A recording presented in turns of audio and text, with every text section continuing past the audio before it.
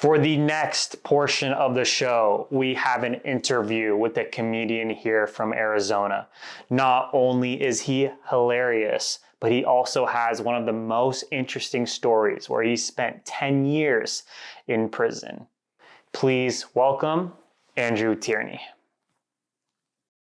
Dude, appreciate you. Really appreciate you coming today once again. The reason I really wanted to interview you is, one, you are a very, very funny comedian here in Arizona. But you know, a lot of comedians can obviously tell jokes. You know, they come a dime a dozen. But I think the story that you have specifically, you know, your life experience leading up to comedy, was something I really wanted to pick apart. You know, past the one-liners, past the bits. So, Andrew, I guess you want to just kind of quickly talk about yourself and. Yeah, I grew up in Arizona, and I had some hard teenage years. Ended up going to prison for drugs. Whenever I was 19 years old, I went to jail for possession of cocaine and like organized retail theft. Okay. It's just shoplifting that they make into a felony. I think they changed it to shoplifting with an artifice. But either way, I had to do like 6 months in county on that. So that was your first time in prison, was when you were, or in jail, excuse me.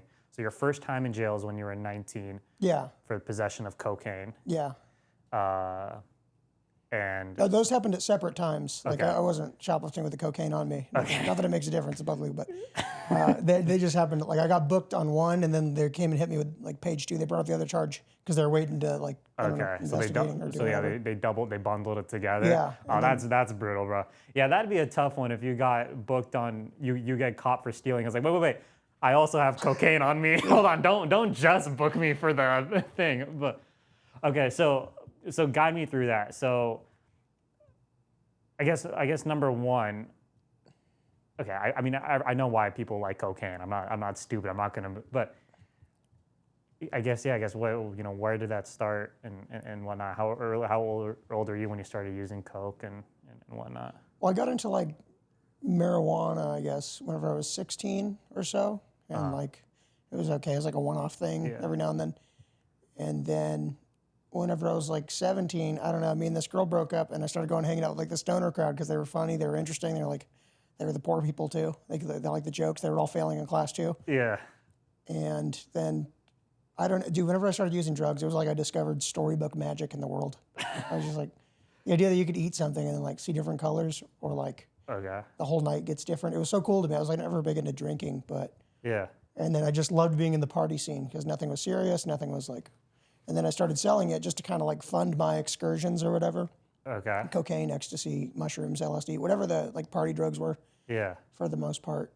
And yeah, I was a straight F student, so I was just like, I wasn't like aiming for that anyway. So then I just dropped out of school and I went into the pipe fitters union because that's what my dad does. It's like decent money, and they're all fucking, blue collar, just addicts and do whatever they do. Yeah. And yeah, so I just had more money to like fund the drug stuff. I just got to raves all the time, and I was just constantly fucking up. So I just always had cocaine on me. Nice. So you were getting high on your own supply. Yeah, that was the only reason. I never saved money. So when did you drop out of school? How old were you? 17. I like officially stopped going. Like I made it to like, I completed 9th grade, and then 10th grade I wouldn't even say I completed it. I was there for 9th grade. Okay, and then, gotcha. Yeah, I think credit-wise, I was still a freshman probably. Okay. I got my GED when I was like 17. So you started with weed, and that's what everybody obviously starts with. Yeah. Then you moved to like cocaine, I think, and then I tried ecstasy and then acid. Okay. And then it just went from there, DMT. And then you would start selling as well, and you would funded that. You take the funds from that to fund your own kind of personal drug use. Yeah, I would like fluctuate what drugs I was addicted to. Like 1 week it would be like Percocets and Xanax. No, probably like 3 months. And then it would just be cocaine for 3 months. And then it would just be like, I'll do ecstasy every other weekend. But I was constantly like smoking weed and like just going out with my friends. I loved having my phone ring at 2 a.m. to go deliver something. It felt like side quests or like you wind up in the weirdest situations. And I put myself in so many bad situations growing up. Yeah.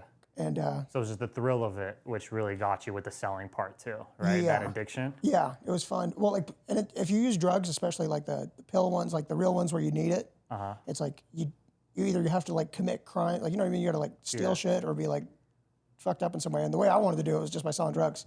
Okay. Just because, I don't know, it seemed fun. Like I was never like John Gotti or anything, or like kicking in people's doors or anything like that. I was just a dumb. Yeah. Okay, so you talked about the thrill of it. So you're what, 18 when you started selling at this point? How old were you? I mean, I started selling ecstasy when I was like 17, a weed and stuff. Okay, so pretty early from marijuana to... Yeah. So you started selling early. Okay, wow. So you went right into the game immediately. Yeah, that's a low level. It was just because, because whenever I'd be buying it off these people, like they'd be like older, like, like 24, 25 that were selling it. Yeah. And then then they would offer to me like, well, if you know people here, I'll just give this to you, and then you bring me money in the future rather than showing up at my door every other day. And I'm like, yeah, that works. And so then it started like that, and then I got my own. And it was never like high amounts. I would never buy more than like a jar of ecstasy, which is like $600. But, and then, or like, I never had more than like an ounce of cocaine, or like, I would just sell it, and then through dime bags or even at parties or just whatever, do my friends hit me up for, and then go get more. Gotcha. So you were the local guy. Just that makes sense. Absolute bottom. Yeah, okay, fair. Did you ever have any dreams of, I want to rank up, I want to have my own team of mules, or you're just like, this is good, I just need to fund my own? Yeah, I mean, I would give my friends like ounces of weed to sell if I was like at work and doing whatever, and I would just have them bring the money back. But like, I realized I don't want to. No, I didn't. I didn't know what my plan was at that point. I was like, I'll just keep going to work through the union thing, but I was just getting high. Like, whenever I was 19, I ate Xanax. All my felonies come from Xanax. I black out and I don't know. Wow. Yeah, that's what I never steal stuff, but like I was going into Walmart and like I guess I was cutting open the video game discs with like a Leatherman, which is where the shoplifting with an artifice came from, and I would take the games and sell them at GameStop, I guess, and then I went back into Walmart and like I got caught because I was like stumbling through the aisles and like I went to buy a Diet Coke because I'm like, oh, I guess I don't drink Diet Coke, but in my mind, I guess I figured like if you're buying a diet soda, you wouldn't think you were stealing. Because people who drink diet soda don't steal. I guess, I don't know. That's smart. No, that's true, right? It's like the self-checkout shit. If you have a little on you, you'll do all the cheap vegetables and whatnot. But then the really nice, expensive juices, you put that in the back pocket, right? And you're like, oh, I just forgot about it. You leave the steaks in the cart. Oh, my bad. I didn't mean to check that out. I did mean to check that out. My bad. Exactly. So, okay. So you're here now. So. What was the craziest, so prior to going to jail for the first time, what crazy experiences did you actually like have with like drug dealing? Like was there ever a gun pulled out on you? Or? Yeah, definitely. I would put myself into such bad situations. Like I would get like my phone and my money taken. Like I never had a gun on me. What was the first one? I think I was 17 and I went with these like hippie guys to go get mushrooms for me and my friend. Okay. And then the dude just pulled out a gun and he took one of the hippie guys, he acted like he was robbing the other hippie guy too. And I was just like, I didn't know what to do. I was just like, oh, fucking all right. Did you ever get that back? No, God, no. Gotcha. They were just disappeared. I didn't know their phone numbers or nothing. Yeah, and you can't snitch on that. You can't call the cops like I was. Right. No, yeah. I wouldn't even. Yeah. Got you. And then I guess how many times do you think that how often would something like that happen to you? Where you would just I probably only got robbed like 3 times as far as like that stuff went. But usually it would just be like someone was like, hey, can I see that? And then they would just take off running. Yeah. I remember I chased one guy down because he robbed my friend like that, and he ran, and then I started running after him. I was on Xanax. It was a bad idea, and it was like he ran behind this grocery store, and then he came back around because I was catching up with him, but he like turned around, he squared up, and for some reason in my mind I was like, it'll be a good idea. I jumped in the air to like drop kick him with both legs, and it didn't work. Like I hit him, and then I fell on the ground and like busted my knee, and like if I could crack my head and. Like it sent him falling back. He fell back, but it wasn't like how I was picturing it was going to go in my mind. Yeah. Because then I got up a window. I was like, oh, fuck. No, I smoke cigarettes. Yeah. And then he picked the weed back up. He started running again. I started chasing him again. And he's like, all right, here, just take it. And he went to hand it. My buddy went to grab it. And then he swung at my friend. So I started chasing him again. And like, I was so out of breath from fucking hitting the ground. I couldn't do anything. And we got to our car. We got back to the car. We had to like run through this crowd of people that were waiting at a restaurant. Like, what happened? I'm like, oh, he stole my friend's phone. And then when we got back to the car, I laid in the back. I couldn't breathe. I was all fucking out of breath, cigarettes and whatnot. And like immediately there was like a helicopter with the fucking light because it was like a nice area. And it was like Mesa, but it was like a pretty nice area. It was crazy how fast they were there. Yeah. And then like later that night, we get a text message from like a number we don't know, and they're like, "Hey, can we get whatever?" And like obviously they're trying to set us up again. So I'm like, "Yeah, of course, let's go." And so I bring like 4 of my friends, and then we go and wait outside of the same. They say, "Hey, the same intersection." I'm like, "Yeah, we can be there. Fuck yeah." So then I just like this carjack. And like, mind you, I would never do this normally. I just fucked up on Xanax, like Yeah. carjack pole at my sleeve, and then we just got into a big shouting match. It was like a different guy, much bigger. We could see the other guy in the car, and we were like, "So, we'll just beat this dude up." And then this lady started calling the cops on us, and like I don't know if the dude had a gun or what, but like we were just gonna like try to like beat the shit out of him, and they ended up taking off, and then the lady was just like on the phone with the cops, so we left again. Damn. And then there was like a few back and forths. I was never there, but they would like run into my friends and like they would fight or like do whatever. I still don't know these people's names. I don't even remember. Wow. Damn, man, the drugs really made. Yeah, it was just weird, dumb decisions I would never do otherwise. And Got like, you. So the first time you get booked, you were on Xanax, you said? Or yeah, no? so they booked me for like, it was just normal shoplifting, but I had a receipt in my pocket for selling shit at GameStop. And like, Okay. I would never, it's a dumb move, but then they put 2 and Drew together and they gave me because they put it under investigation. And then they came to my apartment and they came with like 5 cops and they had like an AR-15, because I lived in Tempe, but they had like Mesa cop, they had the Tempe cops. It wouldn't make sense, but in my mind, Chandler PD was there too. It wouldn't make sense, but I know at least the first 2 departments were there. And there was like 5 of them, one like the back window, because I opened the door. And I was on probation for the shoplifting, not probation, but like waiting to go deal with all of it. So I wasn't using drugs at the time. But then they're like, "Miss Tierney, can you step out?" And I'm like, "I already know I'm getting arrested." I was like, "Yeah, can I go put my shoes on?" Because I had like a bunch of like spice and bongs and shit in the room. And they're like, "Yeah, but we got to come in with you." I was like, "Oh, never mind, I'm good." And so I just walked outside and they put me under arrest. And then, yeah, they took me to jail that night. And I was like, I had no idea what it was.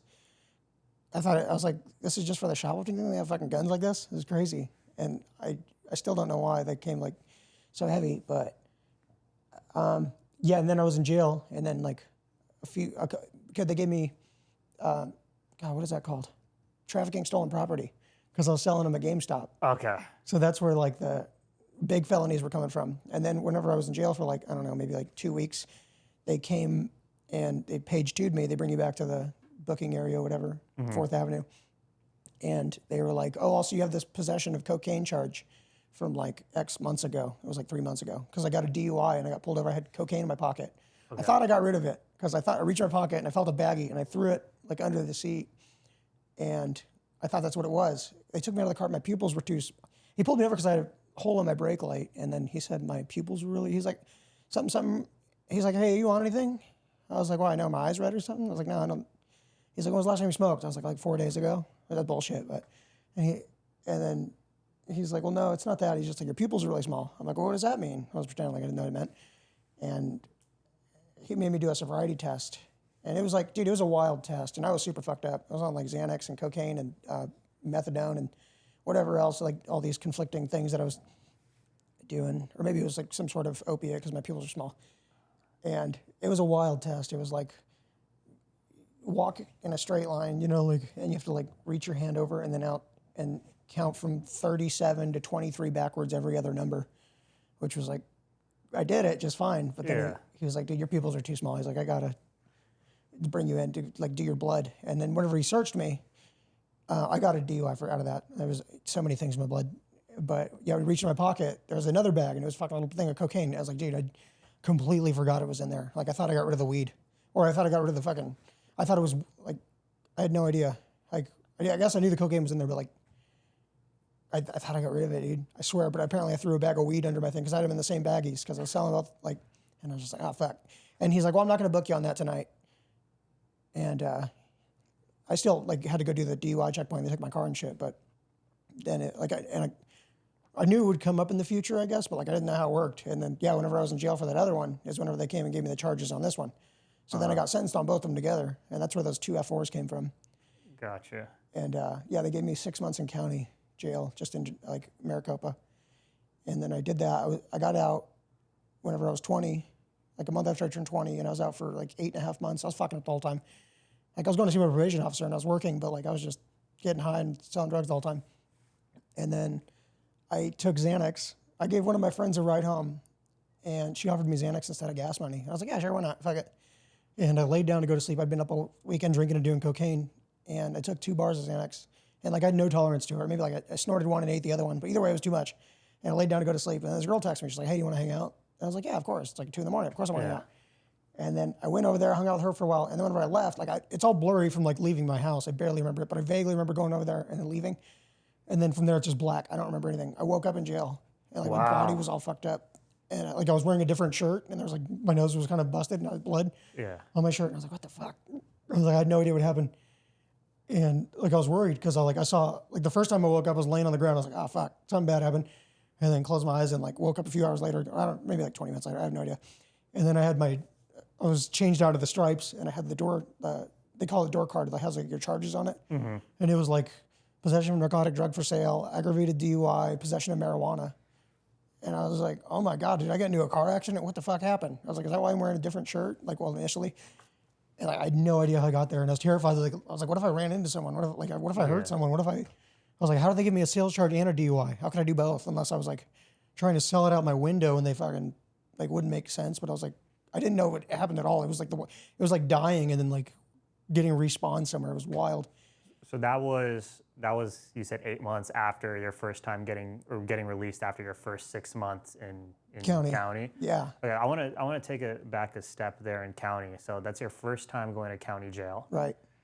What are you thinking when you're sitting in front of a judge? They're reading off your sentences. I'm curious. What the fuck is going through your mind at that point? When I first went to county, like I didn't understand it, and I was like, oh, I'll probably get out of here in like a month or something. But then like then you start going to court, you get your court dates, and like, okay, the next court date to figure out what preliminary whatever is like 30 days out. And I'm like, I'm gonna be here for 30 days, and you know what I mean? And it's like that's crazy. That's like an insane amount of time to be in jail in my mind. Yeah. And then you go to that court date. Nothing happens. You go read your name. They're like, okay, you're officially being charged. Or you know what I mean? And then the next 30 days out, and the next 30 days out. You don't know what's going to happen because they offered me like a plea deal to go to prison for 2.5 years. And I was like, for shoplifting and like cocaine. I was like, that's crazy. Like, it doesn't make sense to me. But initially they were trying to give me that trafficking, stolen property thing. They dropped it just down to the shoplifting with an artifice. Okay. I don't know why. And then insufficient evidence or something, I suppose, because they couldn't prove that those video games were the ones that got sold to GameStop or something. And then, it was wild. I didn't know, because whenever they were sentencing me, I didn't know if I was going to get my back time. So I didn't get sentenced till I was 176 days in, and they were sentencing me to 180 days. And we got a lawyer on that one, which was like $7,000 for that. My family helped me out with that. And then, so like I was 4 days from the 180 mark, and I was like, am I going to get my back time? And initially they weren't going to give it to me. So I was going to have to restart my 6-month sentence from that day. So it had been like a year. And then, because I had the lawyer, she got it to be, she got my back time on that. So I got out 4 days later. I mean, it still was the end of the 6-month thing, but it was terrifying, like in there. It sucked in there. Especially like whenever I got locked up, I was a drug addict. So I was like 129 pounds when I first went in, and I was like probably 180 when I got out. Oh, you were eating good in there? Not good, but like, it's just, it's all like soy, and my body didn't respond to it well, or like all the bullshit that we had. Plus you're like super, and you know, it's not like prison where you get to go out in the yard and work out and stuff. It's like, you're just locked in a room with walking in circles all day. There's no like, it's not like a big area, or my body didn't respond to it well. Yeah, so you said $8,000 for the lawyer, and your family helped chipped in. What was their I think my dad spent, I don't remember who I paid. I think it was my dad paid for it. Yeah. And, what was his reaction? I mean, they were annoyed with me for a bit, because I was the first person in my family to really ever do any time. Yeah. And, but they were just like, you're a dumb kid, but like, you don't deserve to be like in prison or whatever for it. So we'll help you out. And, I don't know, because none of us had ever really dealt with like the judicial system, so we didn't really know how it worked. And it's kind of like any other industry. It's just like, okay, how much can we get out of this? How much like, and it's like they're out to get you. Not like it's not like evil out to get you type of thing, but it's just like, okay, you're here. We're gonna like do our jobs. Like, you know what I mean? Yeah, I mean, from their perspective, right? Like they're obviously paying their people, right, a certain amount of money, and like in America, the judicial goal is to put people in there, right? You build the prisons to. They're not fucking field trips for school kids, right? They're there to put people in. I guess, like, was that the first time your parents found out about the drug use? No, they knew I was consistent fuck up from like I was dropping out of school and stuff, and I was just like, Okay. and my parents were like addicts whenever I was younger, so they recognized all the signs. I couldn't bullshit them. They, I mean, they split up. So I lived with my dad and my stepmom in Chandler, but yeah, he knew, like they knew I was fucking up the whole time, and they knew I was like on drugs. And whenever I stopped going to high school, my dad's like, okay, you have to get your GED. You're like, just fuck off. So I went and got my GED. And then I went to the pipefitters union, and it's just like you're constantly still around drugs there. So it's like even when you're in the construction job, it's just like everyone's selling Percocet and whatever else to each other. So I was constantly around. I was constantly fucked up. I was just a fuck up whenever I was in there. I got you. That's yeah. I mean, I would envision, right, like that phone call to your parents, like, hey, I need a few $1,000s. I didn't even think about asking for a lawyer, or like I think like my dad went out and offered it because I'm like I didn't know how any of that shit worked, and I was like I know we don't have money like that. Yeah. But was there any like agreement you had to make with him? He's like, hey, if I get you this lawyer, once you get out, you need to go and change your life. I'm sure I probably promised it, but like I don't remember them ever like specifically giving me like. But like I'm sure I was like, dude, I'm not gonna fuck up again, and it was probably you better not. But like yeah, that was definitely like agreed upon to an extent. Like you're gonna get your shit together. Like and I had every chance to succeed, especially like getting out of jail. Like my people helped me out. I had to go immediately back to work, but like I had my car still that they kept at their house, and then like my dad helped me get an apartment. And I was supposed to have a roommate when I first got out, and then that fell through. So then it was just like I was supposed to pay for that apartment by myself, and I didn't have the fucking money. Gotcha. That was hard. I mean, the drugs helped, but fund it a little bit. But my dad was constantly helping me out. Yeah, I mean that's good. At least you can like clearly see like he was trying to kind of lead you. So no, 100%. Yeah. Yeah. So now 8 months later, then right after. Yeah. So I got out in the end of August in 2013, and then it was in February. Oh no, it was in May like 20th that I got locked up. Whenever I blacked out, and then I woke up in jail, and like. I knew I was going to prison. I just didn't know I'd been into a car accident or whatever yet. And but I was like, I'm on probation and I have all these charges. I'm going to fucking prison. And so what happened was I blacked out. I got into a car accident in Mesa. I guess I ran into the back of someone. I was the only one who got hurt. I wasn't wearing a seatbelt. Like I bashed my head on the radio and stuff. My airbag went off. And I just opened the door and like I was like on the ground whenever the people were trying to talk to me, or like then the cops came and scooped me up and they started trying to interview me, talk to me, like do the sobriety. I kept telling them, no, I'm sorry, we're giving me the sobriety test.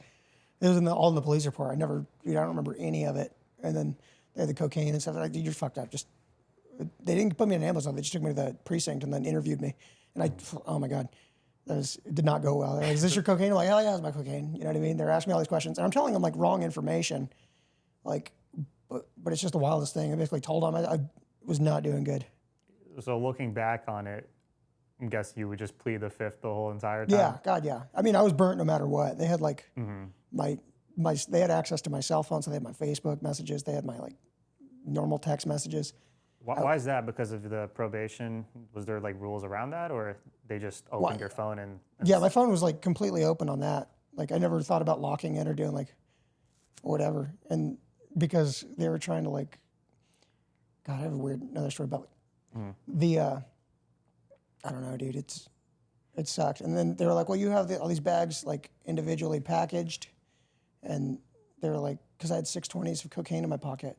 And like, that's where it all initially came from. And dude, I basically told on myself and I was like, oh yeah, I'm fucking this mine. Like, you selling it? I'm like, yeah.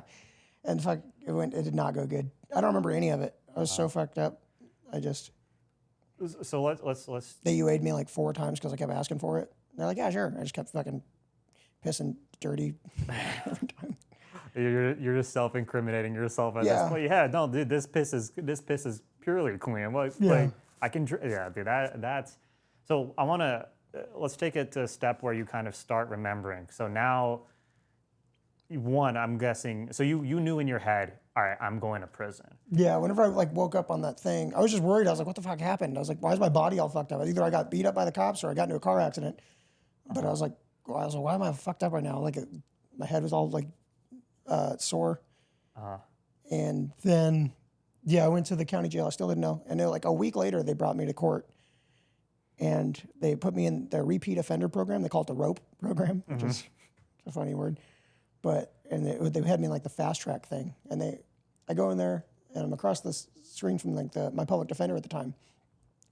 And she's like, well, they already made an offer. I'm like, what do you mean they made an offer? I haven't even got my police report yet. I don't know why I'm in here. Like, and I was like, I mean, I know why I'm in here a little bit. Like, I don't understand what happened. And she's like, well, they're already making an offer just because you're going to prison. And she's like, it's a little steep.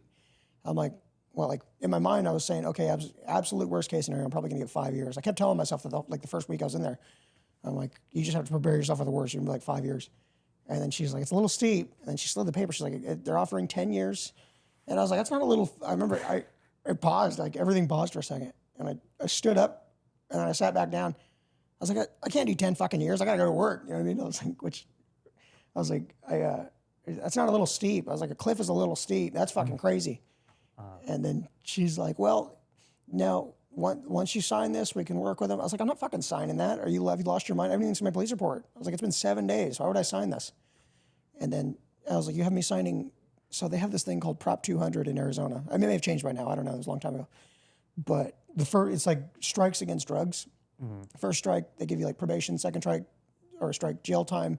And third strike, big deal. No matter what, you're out. Not to like, it's not like the California lifer thing, but it's like they can hit you extra hard as far as the statutes go. And then they had the cocaine from when I was 19 was the first strike, and then the cocaine and the marijuana is the second and third strike. So that's why it's like an aggravated sentence. It's a big deal. They offered me 6 years on the DUI, 10 years on the cocaine, run concurrent at the same time. And then it was like 4 years probation because of the weed or something. And I was like, but I have my medical marijuana card, so you guys need to drop the weed off. And she's like, well, we can discuss all that after you sign it. I was like, I'm not fucking signing that because then I'm saying I'm guilty for it. And like, I don't know anything about the legal system. I mean, I was in jail before that, but I'm like, I don't know anything about like trying to lawyer my way out of these things. But she's like, well, if you don't sign it, they're not going to be willing to work with you. I was like, that's fine. I'm not signing that. I can't sign that until I read my police report at the very least. And then she just wouldn't listen to me. She was like, whatever. So we go into court, and she's like, well, if you don't want to sign it, she's like, I don't know if she was specifically assigned to that, but like I was like, I don't want her representing me. She was standing next to me at the podium, and she was blowing bubbles while I was talking to the judge, like with gum. And I was just like, yeah, I put myself there. I deserve every bit of that. But like, I was just like, this is fucking crazy. This feels like I'm getting punked or something. And she just has hubba bubba while they're reading out your sentences. Yeah, dude. It was she specifically did it just to like, I fuck you. You know what I mean? When I was like, I don't want you representing me. I did end up getting my police report like a week or 2 weeks after that. That's how I found out everything that had happened. So sorry to cut you off. So you're in the room with her. She's asking you to sign this, and then you go to court with her. I guess, what's that timeline? Is it like literally immediately you go to that room straight to... Yeah. Okay, so there's no like 1 week or 2 week break. It's in between me telling her that... Hey, you're not signing this. Yeah, that was immediately, like, we went to the courtroom maybe 30 minutes, 2 hours later.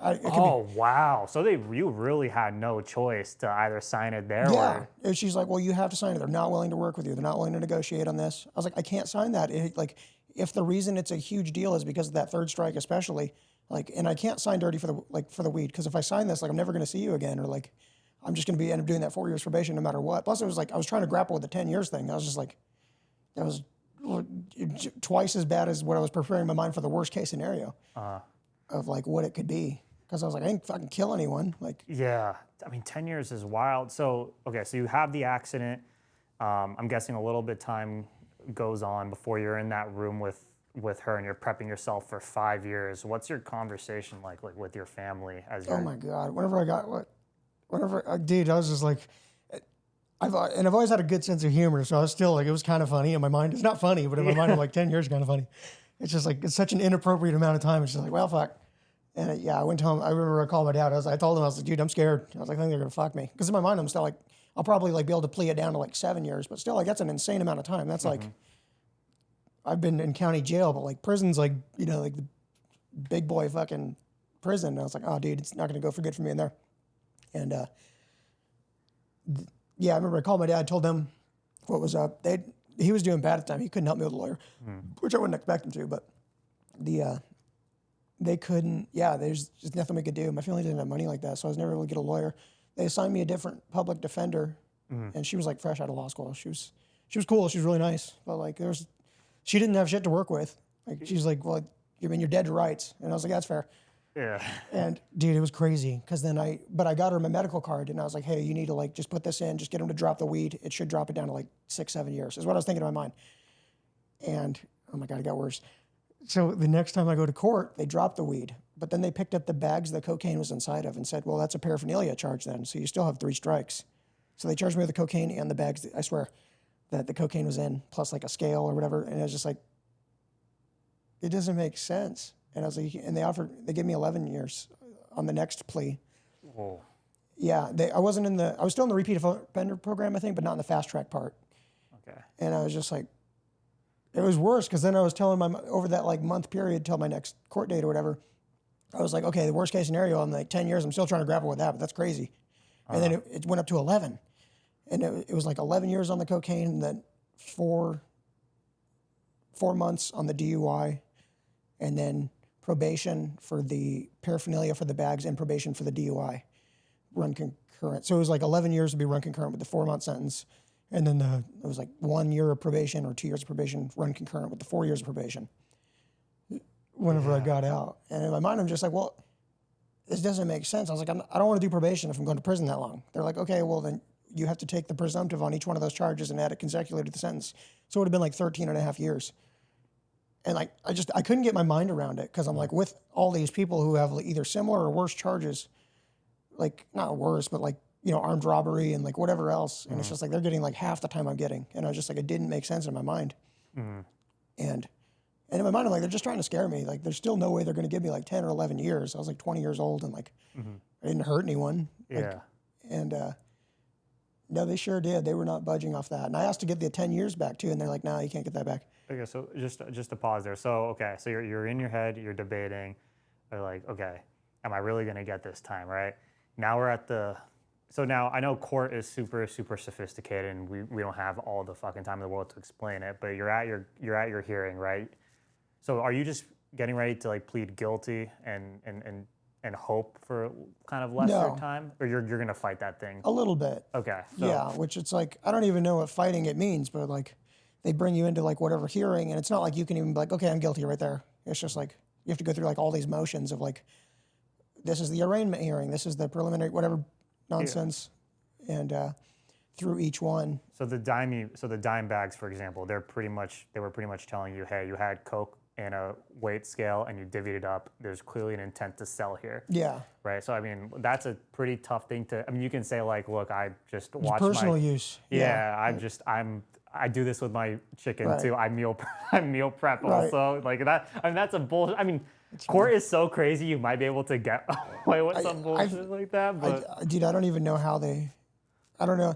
I think the reason they 100% didn't want to give me any less time is because like you're dead to rights, dude. We got you. Like I don't think they were trying to make like some example or something. It was just you're dead to rights. We don't have to work with you. We could take you to trial and like you'll get at trial. I was facing 15 to 35 years, and then but I was on probation for those 2 F4s. So each one of those they said would have been consecutive. So I would have gotten 2.5 for each one of those. So it was 20 to 40 was really my range, and I was going to lose a trial for sure. And like if you cost the state money, they're going to fuck you. So like. If I would have went to trial and lost, they probably would have gave me, I mean, no better than the 10 years or whatever, 11 years, but they probably would have gave me like 20. Gotcha. So which is crazy for the numbers, but it's also crazy what they're doing initially for the plea. If they're, I agree with you fully where you're like, it's kind of nuts for just having some coke on you, right? Now I understand, driving out. That's what I would think is the worst thing because I put other people's lives in danger who aren't playing like around with drugs at all. And that's what I think is worse. Like if anything, I should be getting like 7 years on the DUI and like cocaine should be like 2 years. But yeah, it's. And this was what year? 2014. 2014. Okay, what was? Now obviously the war on drugs and whatnot. That was all through the like 90s and the Bill Clinton era, right? So now we're 2014. We're leading into the Trump administration. So what was?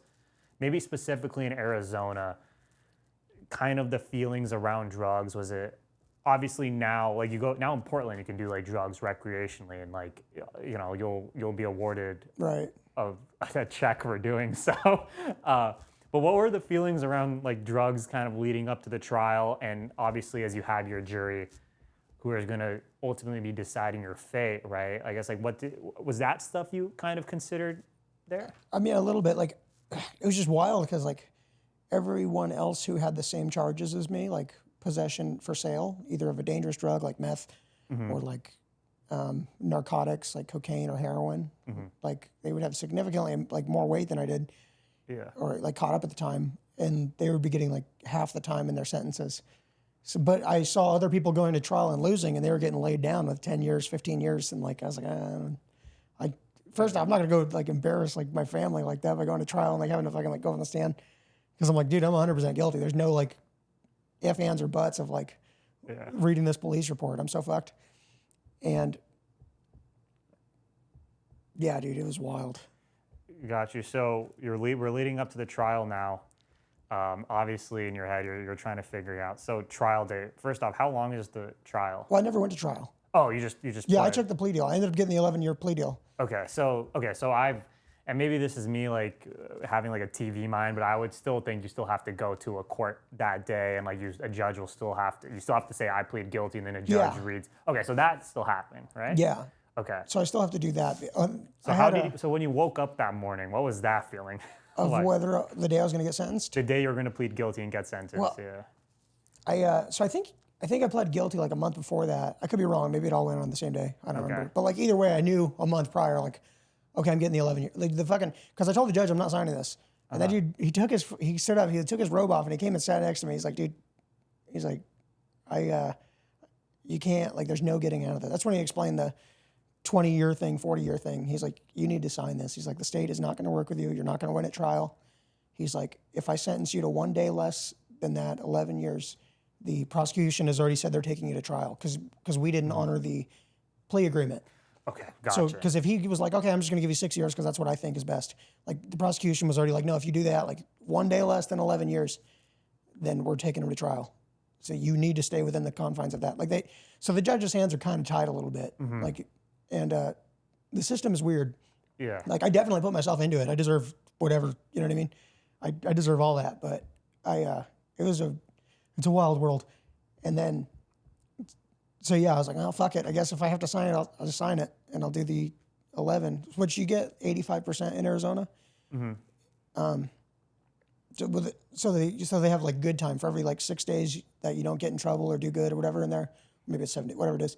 They give you 1 day off, or that can go toward your like probation or parole or whatever. And it's so they have something to hold over your head a little bit, like, because if they lock you in a room and they're like, "Hey, don't do that," you're like, "Well, fuck you. What are you gonna do?" Yeah. You know what I mean? Are you gonna throw me in prison?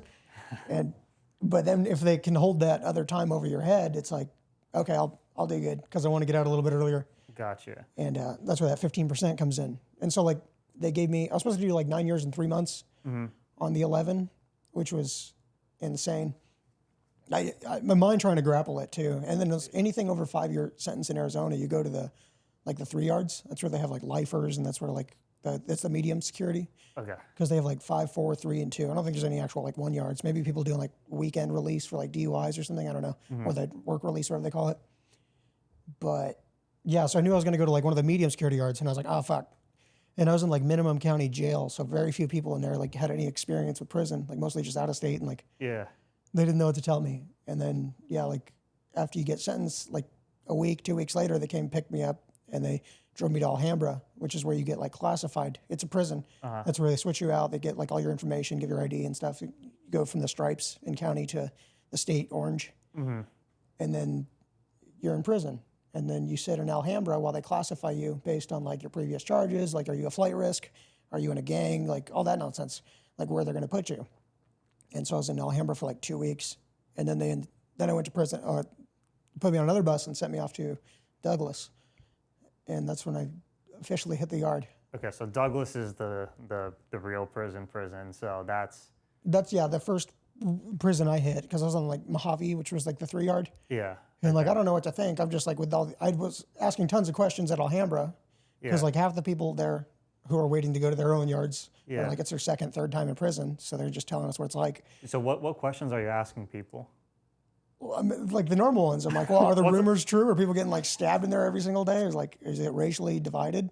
And like I already knew it was, because like I don't know, I had other friends that had been to prison who told me a little bit. They would just tell you, no, like if you just mind your business, like just don't get into politics, don't get into drugs, don't gamble, don't do whatever, just mind your P's and Q's and go home. But they're like, but you have so much time that like, you're not going to be able to just mind your business or whatever. Because you can only like, keeping your head down for like 6 months is one thing, but like 9 years in there is like, plus I was like, that's like a third of my life because I was only 20 when I went in.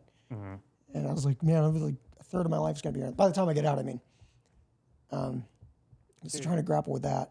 And so I'm trying to sit back and just watch everyone, but I'm like overly friendly always. Like, I don't know, that part of me never changed. Everyone's my friend. I'll just, whatever. Yeah. So I went in there with that, making jokes. Everyone's in there, has a great sense of humor. So when you're in Alhambra asking people these questions, Yeah. Was there anybody specific you still remember to this day that gave you like really good advice about how to navigate? Yeah, there was a guy Douglas? named, oh my God, I can't remember his name. I think he went by Spike. He was like, I don't, Hell's Angel or something, but he was cool. And he was like, we ended up hitting the same yard together on the same day. And, oh, you know what it was? He was actually in another cell, and it was whenever we got brought out of this to go get put on the bus to go to that thing. It was whenever we were like, I started asking him questions because he was like probably in his mid-40s or something, or 50. And then, yeah, he just gave me the rundown. He's just like, you don't do anyone favors like in here unless there's something in it for you. You know what I mean? No matter what it is, they're like, hey, keep point. Tell us if the cop's coming. Like, you don't get involved in it unless you're getting something out of it. Just like the normal shit. Keep your head down. Don't just work out and do your thing. Same shit. Don't gamble. Don't get into politics. Don't get into drugs. Okay. Like, especially, they're really, for the hard drugs in there, like meth and heroin, they don't want anyone under 25 to do it. Youngsters, they call them, at least for the white boys. They call them the woods, the white guys. And I got into heroin pretty early on, like in my first year. In the prison system. Okay, I want to circle back to that because that's a really interesting point. But just to kind of keep the timeline the same. So, so Spike's telling you how to prepare for prison. Now, Right. We were just talking about Shawshank Redemption prior, but one of my favorite scenes is when they're on the bus going to the prison. I need to know what the fuck was going through your head as you're like, this is gonna be probably the next few years of my life is gonna be here. Yeah, dude, I was thinking it was going to be terrible. I didn't know what to think. I was like, this is going to be horrible. And then I started thinking, like, I might get raped in here. And I was like, that was kind of funny. I don't know, it's not funny, but in my mind, I'm like, it's kind of funny. Like, because, like, even if I get out and I'm like, nothing weird happens, like, who's going to believe me? They're going to be like, oh, you probably got raped in there. You know what I mean? Like, that was funny. It's just, I don't know why it's funny, but, like, it just is. Because you're a comedian now, but Right. yeah, at the time, That's how, everything, yeah, I just dealt with humor. Like, even the day I found out I was getting the 10 years, 11 years, like, I was still making jokes about it. Like, it sucked, but that's just how I fucking rationalize things, or, like, that's how I emotionally block things out, or whatever you want to call it. Wow, that you could still find humor. Dude, props to you, bro. That's there would be nothing fucking funny. It was funny. I don't know, like... Yeah. So anyway, so you get to Douglas. You're there. You obviously have a little bit of advice about going into prison. We got moved into the same like run because the yard was split up into like two sides. There was north side, south side. I was on whatever side, and we went to the same building, same run. And so we were like, it was like 30 people in each run or something. Yeah. And then like each building had like 4 runs like that, and there was like 4 buildings on each side. Gotcha. Something like that, and. Yeah, I went in. I didn't know what to think. I was just like, they give you like your net bag with your sheet and like your changes of clothes or whatever. So you get to Douglas. That's the first thing they do. They just give you your bag, and then you're kind of just off to the races. Yeah, they're like, oh, this is where you live. You go over there. And we were locked down at the time because like on the 3 yards, they're like always locked down for some bullshit. Like there's a fight or there's like some bullshit that happened. So you're always locked down. And we were locked down at the time, so the yard was closed. So I could like look out over the yard, and then I'm going toward the building, and it just looks like absolute hell. Yeah. Just like pulling up to it and looking at like the dingy like Section 8 looking building. Yeah. And I was just like, oh, fuck. And you go in there and there's all these like older guys, people who are like 50, and you can just tell like by their cells, they've been in there for years.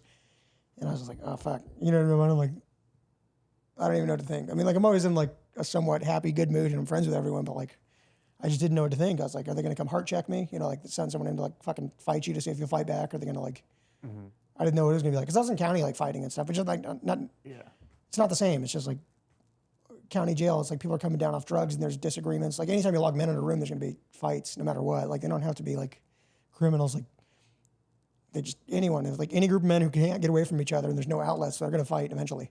Yeah. And then you put the racial tension on top of it, and you put like people who are like emotionally immature, you know what I mean? Or just don't have those like tools to like de-escalation, whatever you want to call it. It's just like their first response is like, It's fight or flight. Yeah. Right. It's absolutely. So you get to your cell. How many people are in your cell when you get there? Is it two, three, four? Or? Well, they have different ones. So sometimes they have 2-man cells on some yards, and then other ones they have like runs or dormitory type living. And the one I was on was like a run dormitory type thing.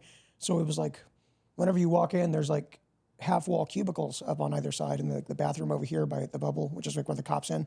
So the cop can see down the run the whole time. He's like sitting in like an enclosed cage, and he can see like down the different runs and stuff. Yeah. And the shower or bathrooms up by him.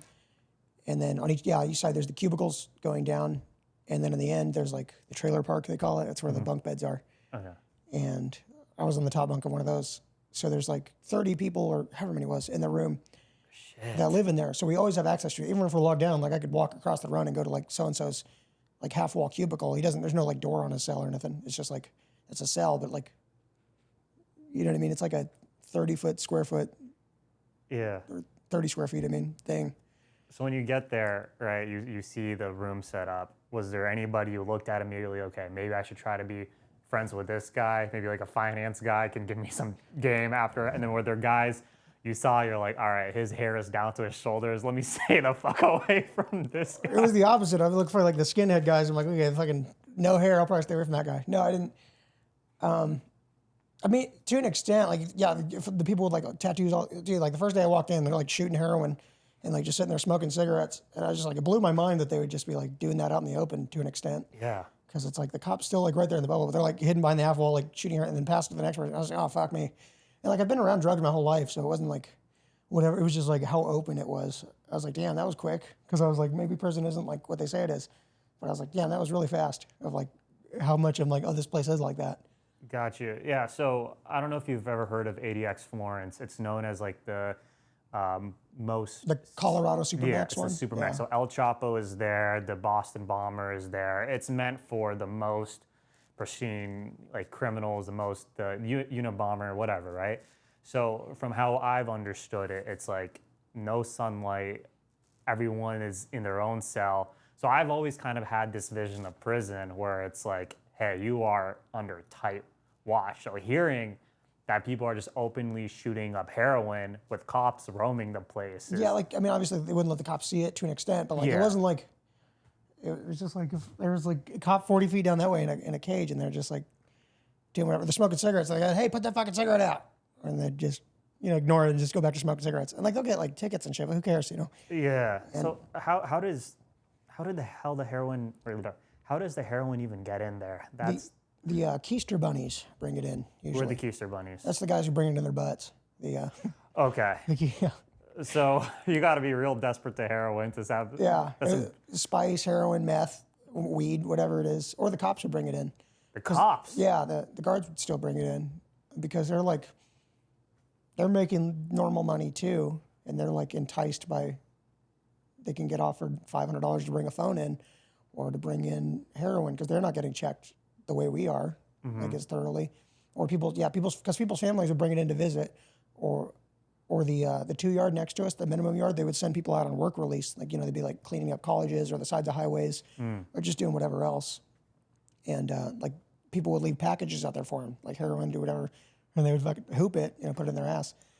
And they would bring it in. And then whenever people would get sent from that 2 yard, like if they got too many like tickets or points or whatever, or if they got like page 2'd and they were going to face more charges, anyone who's deemed like a flight risk. So like, oh, you have pending charges in like another state or like a warrant for your arrest.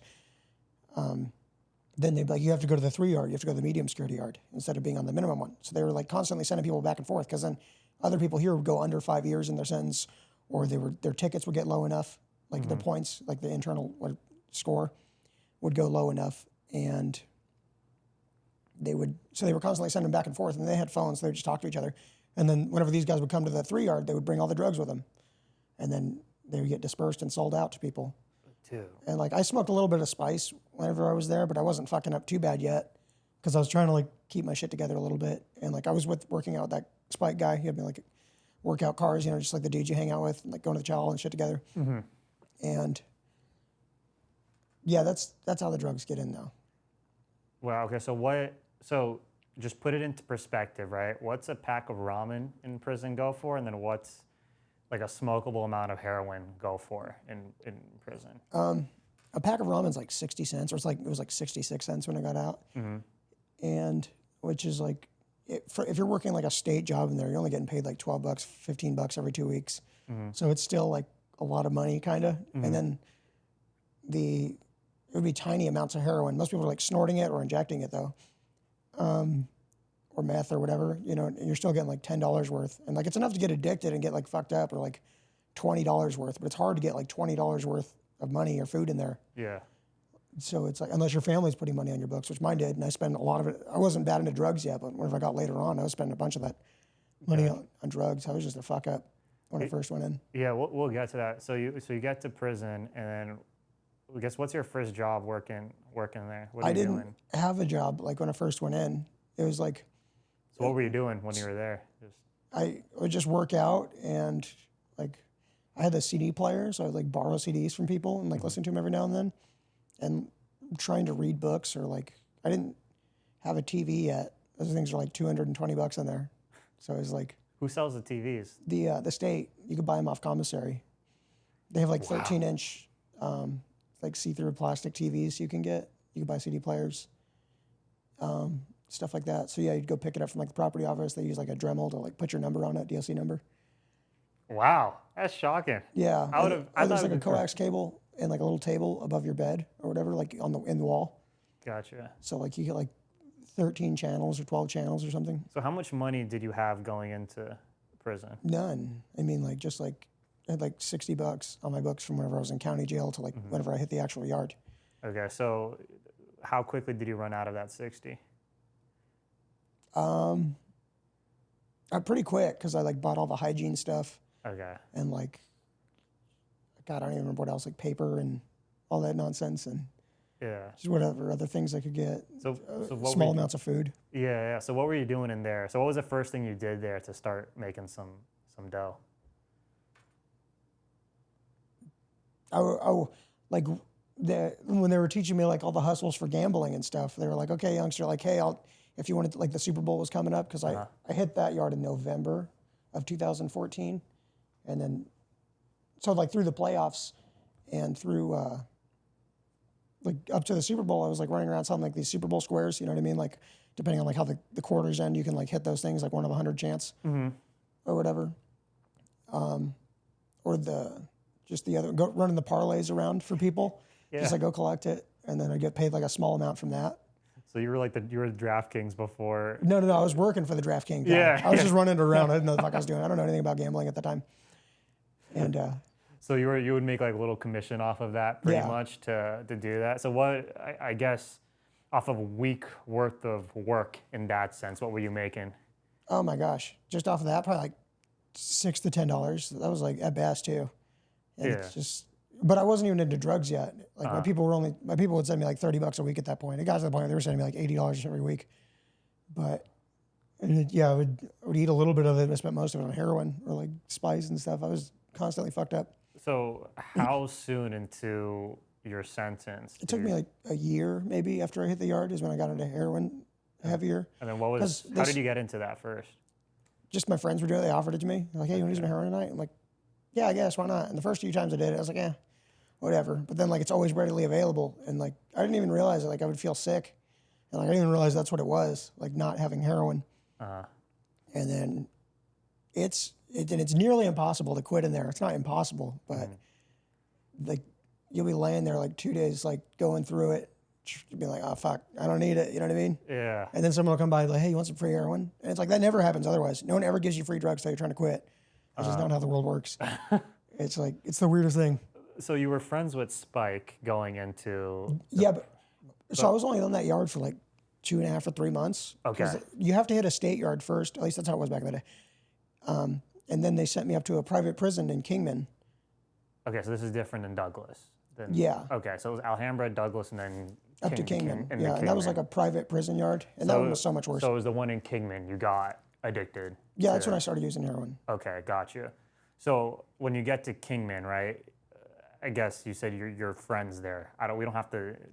Let's not put their names out, Right. Because I don't want someone knocking on my door later. But I guess how did you become friends with them? What were those conversations? I guess how did you find your little group in Kingman? It was mostly At Kingman, they had like bigger dormitories, and I was in that trailer park, the bunk beds in the back, and so it's just all the people back there who were using drugs and fucking up and like making jokes. I started hanging out with all of them, and then it's just you are who you hang out with to an extent. And it's like, and then the white guys were trying to be gay, like pull me aside and be like, hey, no, come work out with us, come do the right thing. Yeah. The fellas on the yard. The Aryan, but that's what I mean, like the Aryan Brotherhood or whatever, right? A little bit, yeah. They're like okay. So that the more political guys. Is that overblown in the movies and stuff like that? Yeah. It's not like, so all the like rumors you hear about prison, like those things happen, but not every day. It's like there are sexual assaults in there, but like it's a super homophobic place. So they're like, anyone who's like openly gay, they're like, no, get the fuck out of here. Okay. Or like, that's how it was early on in like the higher security yards anyways. So you didn't have to walk around the shower with like your grip strength on the soap. Like... No, like the showers weren't even like, I mean, it was communal, but it wasn't like you walk in there and there's 6 naked people. It was like that in county. There's like, when we shared the showers, but in these ones, there's like a curtain up and you're like solo in there and they have like 3 showers in every single pod. Okay. So it's like, I've seen public swimming pools with worse setups where it's just, or like even public gyms where guys are just out there. It's super similar, to that. But you got to cover up. There's like cameras all over the pod and there's like women officers working, so you can't like be like exposed. Okay. And you knew this going into, and this is what Spike... I had no idea what to expect. Okay, so was this your biggest fear going into prisons? Like, I thought I was just gonna like get beat to death over like an argument or like get like overdose on drugs or something. Okay. Because like whenever I was just getting into fucking so much drama in there because I would like owe money for heroin, and like no, I got you next week. And it's like, but you don't really have a lot of ways to make money in there. Yeah. And so it's just like, and the white guys pull me aside. They're like, dude, you can't be in here fucking up like that. Like you're gonna cause problems to the other races. You're gonna be like, and they give me a lot of fucking leeway. And then they'd be like, okay, you fucked up. You got to go fight so and so. Like that's your punishment. You know what I mean? It's like it's always someone you're not going to win against. So what was your first fight? And why did you have that fight? Well, I got into a lot of fights in county, but I'm talking once we get to Kingman. My first fight, I didn't even get into a fight on that yard. I don't think. I didn't get into my first fight until I got moved to. So we had a riot on that yard, in like 5 months after I got there, and they like destroyed the prison. It was like a 3-day riot. It sucked. It was in 2015, and then they moved us to Red Rock. And then I was doing good for a while. We didn't really have visits. We didn't have. That was locked down like 24 hours a day. That was when we were in 2-man cells. Yeah. And there was like no access to anything.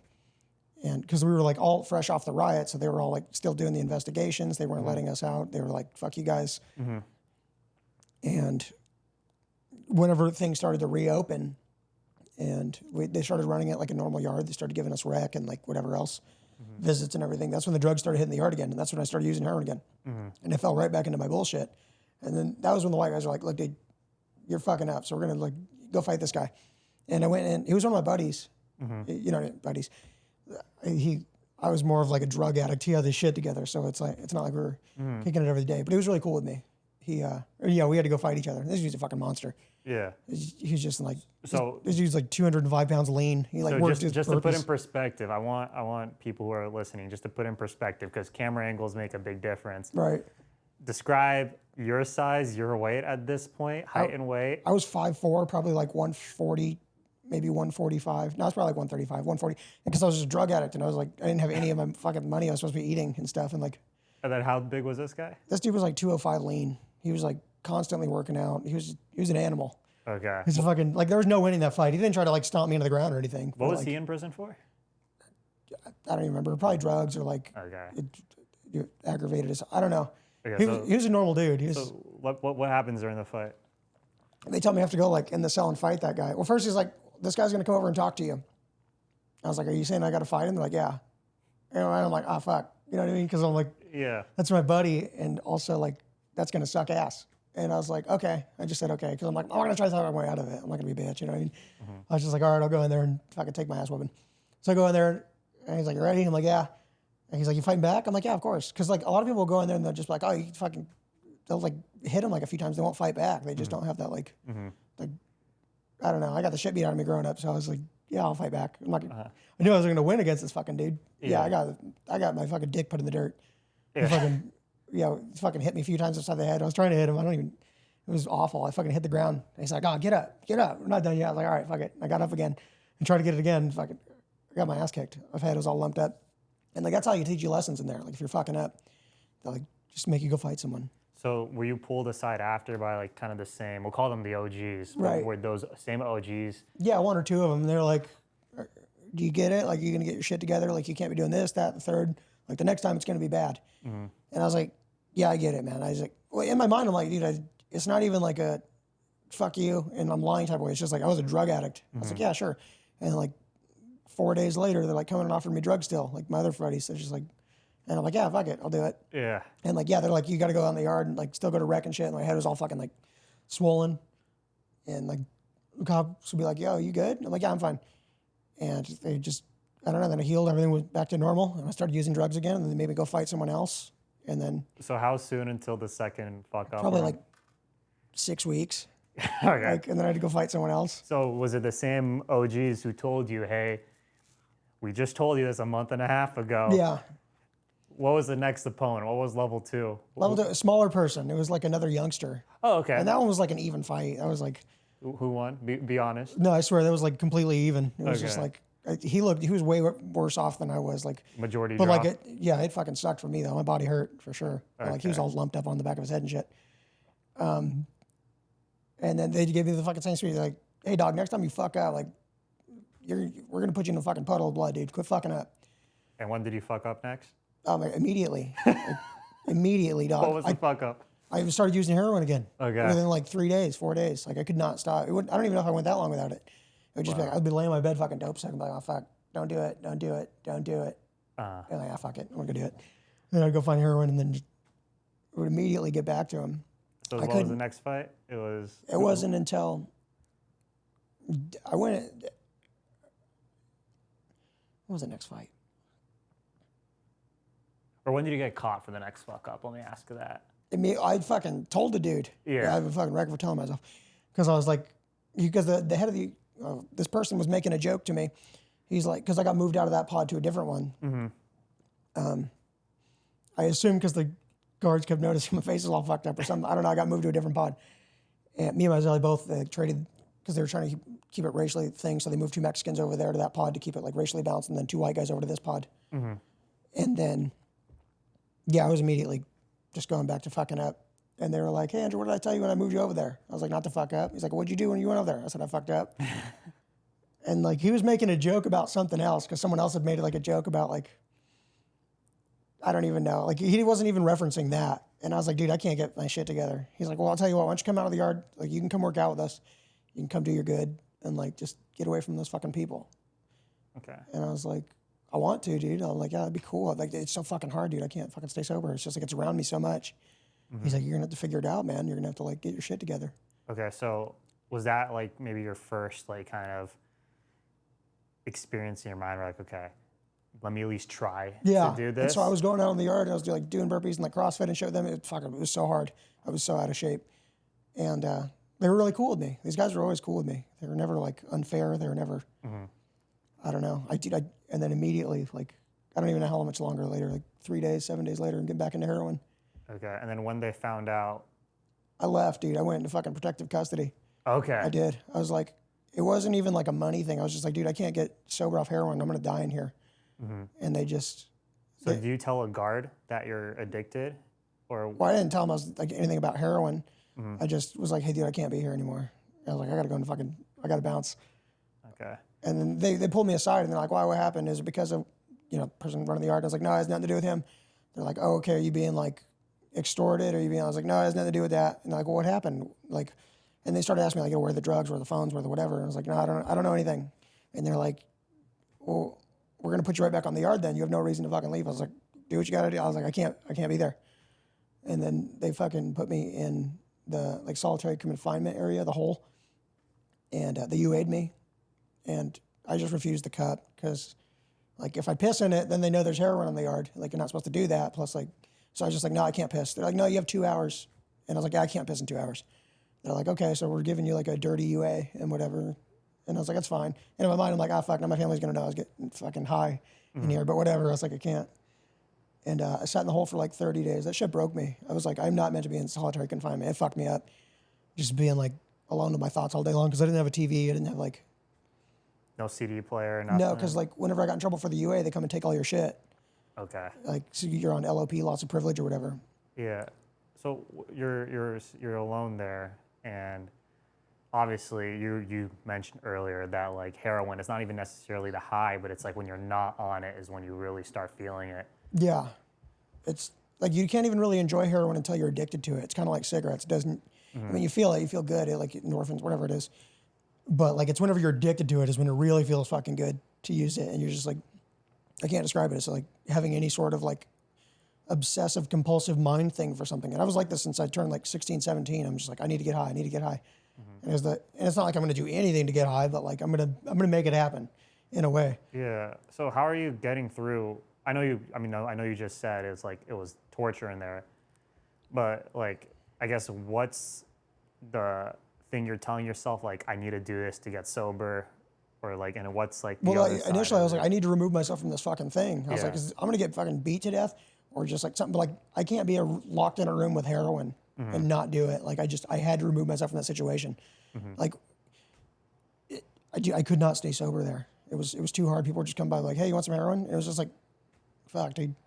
And do you mean the whole for like? Yeah, so trying to get through? I'm just trying to like understand, like you're in there for 30 days. Like how the hell are you even Oh my like God. being alone, being in there without your thoughts and having no heroin? Well, coming down off heroin because like I can't go anywhere and go get it. So it's Yeah. like, I mean, you're going through it. I had like headaches and I'm like sick. My body hurts and like whatever else. But after like a week, that went away. I'm not having like you can't have cigarettes or anything in there. So like and nicotine withdrawals too. But like it's like whatever.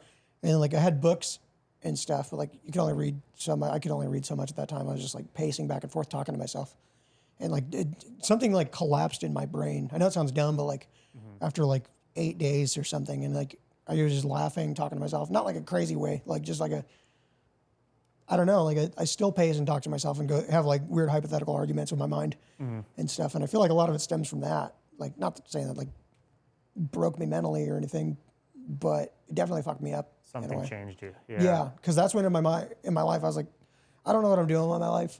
I'm like, I got like 7 more years in here, and I'm gonna like, I don't know. I'm like, I don't know what I want to do when I get out. I don't know. That's when like the first time I became like conscious as an adult, if that makes sense. No. Of like who I am today. Yeah. It was like when I was in the hole, because then I was like, well, maybe I'll get out and like, I'll go DJ or something, or I'll go do something. I just like, but I have to like, I'm not good at living a normal life. I know there's something like off about me. I need to fix this in some way.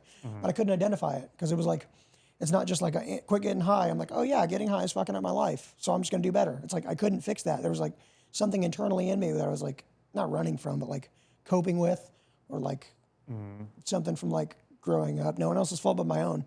I put myself through all those decisions. I chose it, you know what I mean, all the time. But like, I just realized I'm like, I'm gonna have to heal and figure out whatever that thing is, to like not put myself in these fucked up situations. Obviously, I'm 7 more years in there. My life's already fucked, but that's what I'm thinking.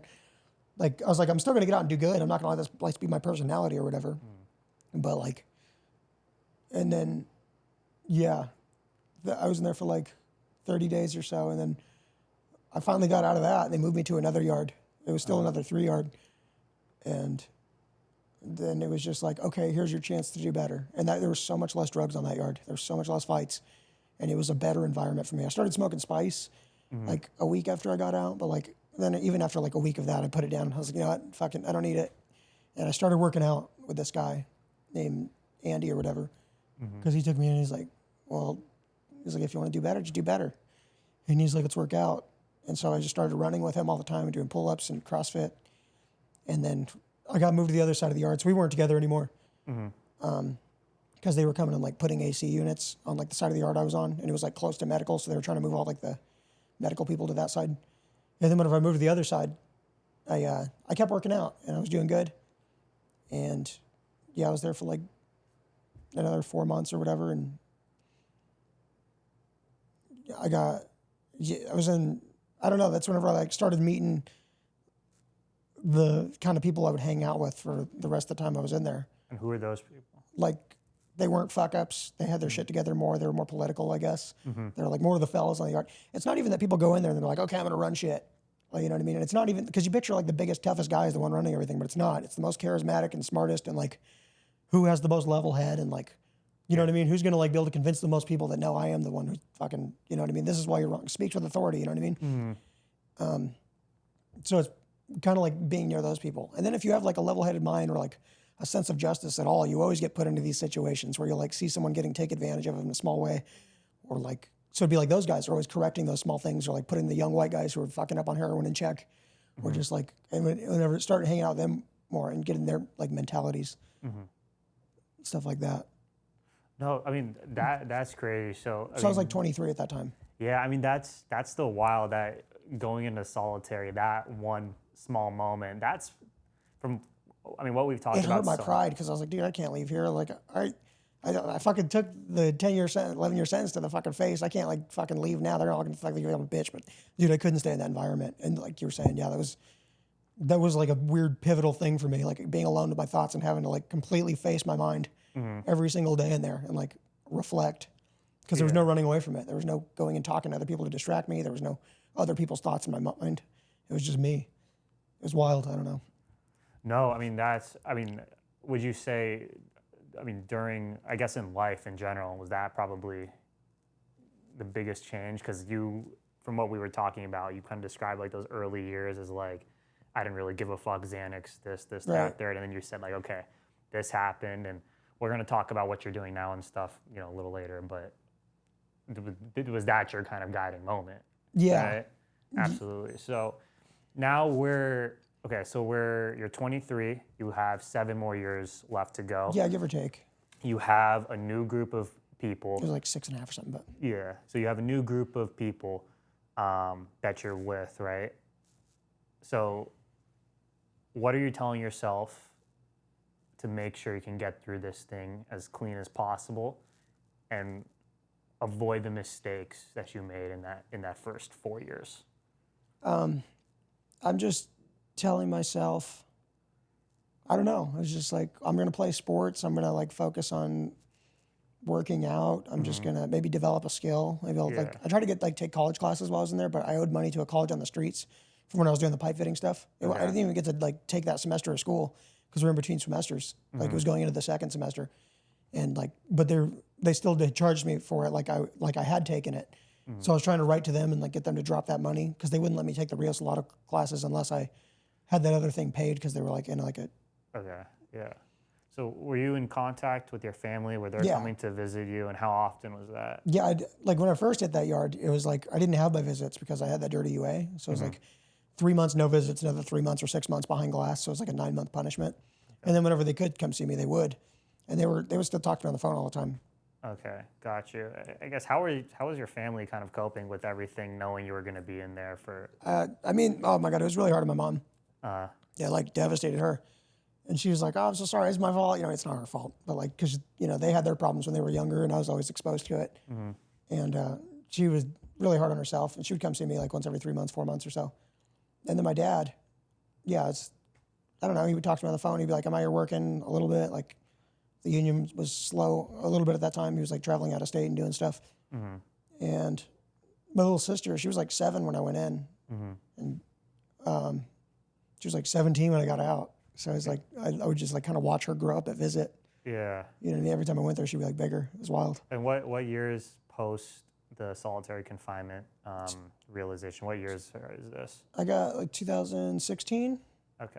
That's like whenever I'd really started getting my shit together. So what's your view of the outside world, or how do you understand the outside right now? Just like whenever new people come in and they're telling us like weird technology, or like, not weird technology, like it's crazy, but like, you know, just like whatever iPhone's out, or like kind of like the bullshit drama going on out here, or like watching all the Trump stuff like that. Yeah. Like, because I never gave a shit about politics, but like watching all those like Hillary and like Trump debates, it was the best television I'd ever seen, because I was just like so bored in there. You have nothing else to do. You just get like obsessed with it, watching every single debate. I got obsessed with like football, watching football, playoff basketball and stuff. Were you still doing the gambling stuff on the side, like the Yeah, tickets to make money? No, not really. So what were you doing for money then? I had a job at that point. I can't remember what I was doing. I think I was like cleaning bathrooms. They put me working in the kitchen for a while. Okay. They had us like, they would take us on a bus over to the, what's that called? The death row place. And we would like, because they couldn't work in their own kitchens because they're locked in a cell all day. So we would work in their kitchens and then like send the food out Gotcha. to them. But like I didn't work in there very long. I made it like fucking 2 months. Like fuck this sucks. And then I quit. And then they gave me another ticket. And they punished me. I was getting tattoos at the time in there, and I got another ticket. So I just kept like losing my points, and so like I kept losing my like getting in trouble, and they were like they had to override me because they were going to send me to like a 4-yard, which is like a higher custody yard, because I was constantly getting in trouble and I was arguing with SSU and shit in there. Yeah. So we'll just say we're at 2016 right now, and then until what year were you locked up? 2023. Damn. Okay. So between let's go to the earliest moment. What was the next big crazy moment for you when you were post 2016 when you were in prison that you can't forget? I mean, we were like just making hooch. Oh, I guess we were doing that to make money. Like we would make hooch and What's shit. hooch? Alcohol, like Okay. like the toilet fucking wine. We were making it in the toilets, but like you would like combine like yeast and sugar and like water Yeah. in like trash bags, and you would have them like stored under your bed, and they would like ferment into alcohol, and it's the worst alcohol. Or like cut up pieces of fruit in there, just so it had like sugar to eat or whatever. I don't know about it, but I would normally just like pay other people to do it because I'm like, hey, I'll get all the supplies, you go keep it under your bed, and like fucking we'll drink half of it, and we'll sell the other half. And like half the time I would have it under my bed, but like so it was a lot of like cat and mouse with that for a while. It was like fun to fuck around, and I was still taking pills occasionally that people would bring back from like the pill call thing. But like it wasn't like that would be like we'll do it on the weekends type thing. It wasn't like every fucking day. And then after maybe in like 2017, I was just like 2018 or so, like I was just like, okay, I'm done with this shit. I don't want to use any of it anymore. Got you. So 2018, you're finally sobered up. Yeah. And that was just purely off of your own will. Nothing like there was no institution programs or nothing you signed up for. No, I started hanging out with these like Ossetru guys. Those are like, it's like a Norse religion. Okay. Like Norse mythology. They would like it's like nature worship, like Odin, Frigga, Thor, all that stuff. And they're like really big on like, no, get your shit together, do the right thing at all times. You know what I mean? And like, half of them are like skinheads, and the other half's just like normal people who are, I don't even know. And they were just like constant. I started gravitating to them because they're constantly working out. They're constantly like just always doing the right thing. They're always acting like noble or whatever. And so I started gravitating toward those guys, and they were like 100% like, no, you were 100% sober. You don't fuck around at all. You know what I mean? So that's whenever I was like, okay, I'll get my shit together, hang out with these people more. I did that for a while. And and then it was the other way around. And then I was like having to deal with all the youngsters that would come in and they would be fucking up. They'd be like on meth and like. Wow. So you kind of saw those younger youngsters and you were like, damn, that was me when I got to get them on the right path. Yeah. Yeah. It was, yeah. I'll let you take a quick sip of water. You're good. Let me make sure this battery's still good.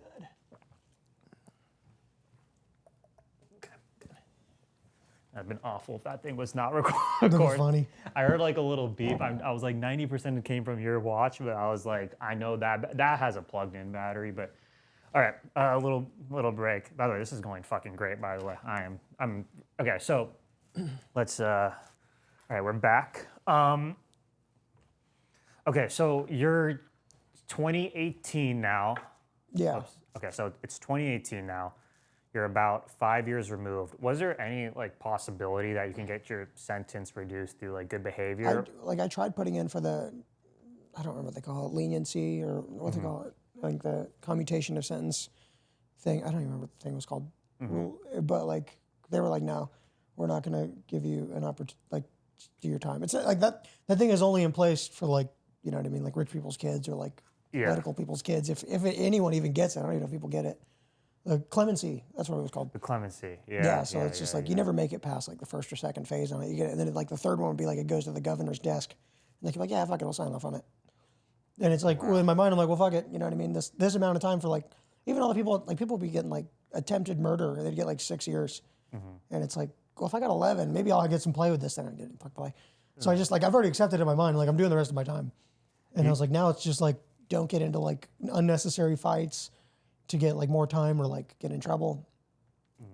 Because and it was like I was saying earlier, it's like there's a lot of drama and bullshit in there, but it's not every day. It's like it's spaced out. And there was like a few riots we went through, or just like dumb fights, but it's always over something stupid. It's like, oh, that person disrespected me, or like, Oh my God, another part about prison is like dealing with like crazy people, because that's where they put people, schizophrenics. There's a lot of like autistic people in there. There's a lot of like, I don't even know, bipolar, BPD, whatever you, borderline personality, whatever. So you're dealing with like a lot of nonsense, because you'll get like this 58-year-old who like is like conscious but not really, and then he'll go into the bathroom and he'll come out and not wash his hands, you know what I mean, and go touch the microwave.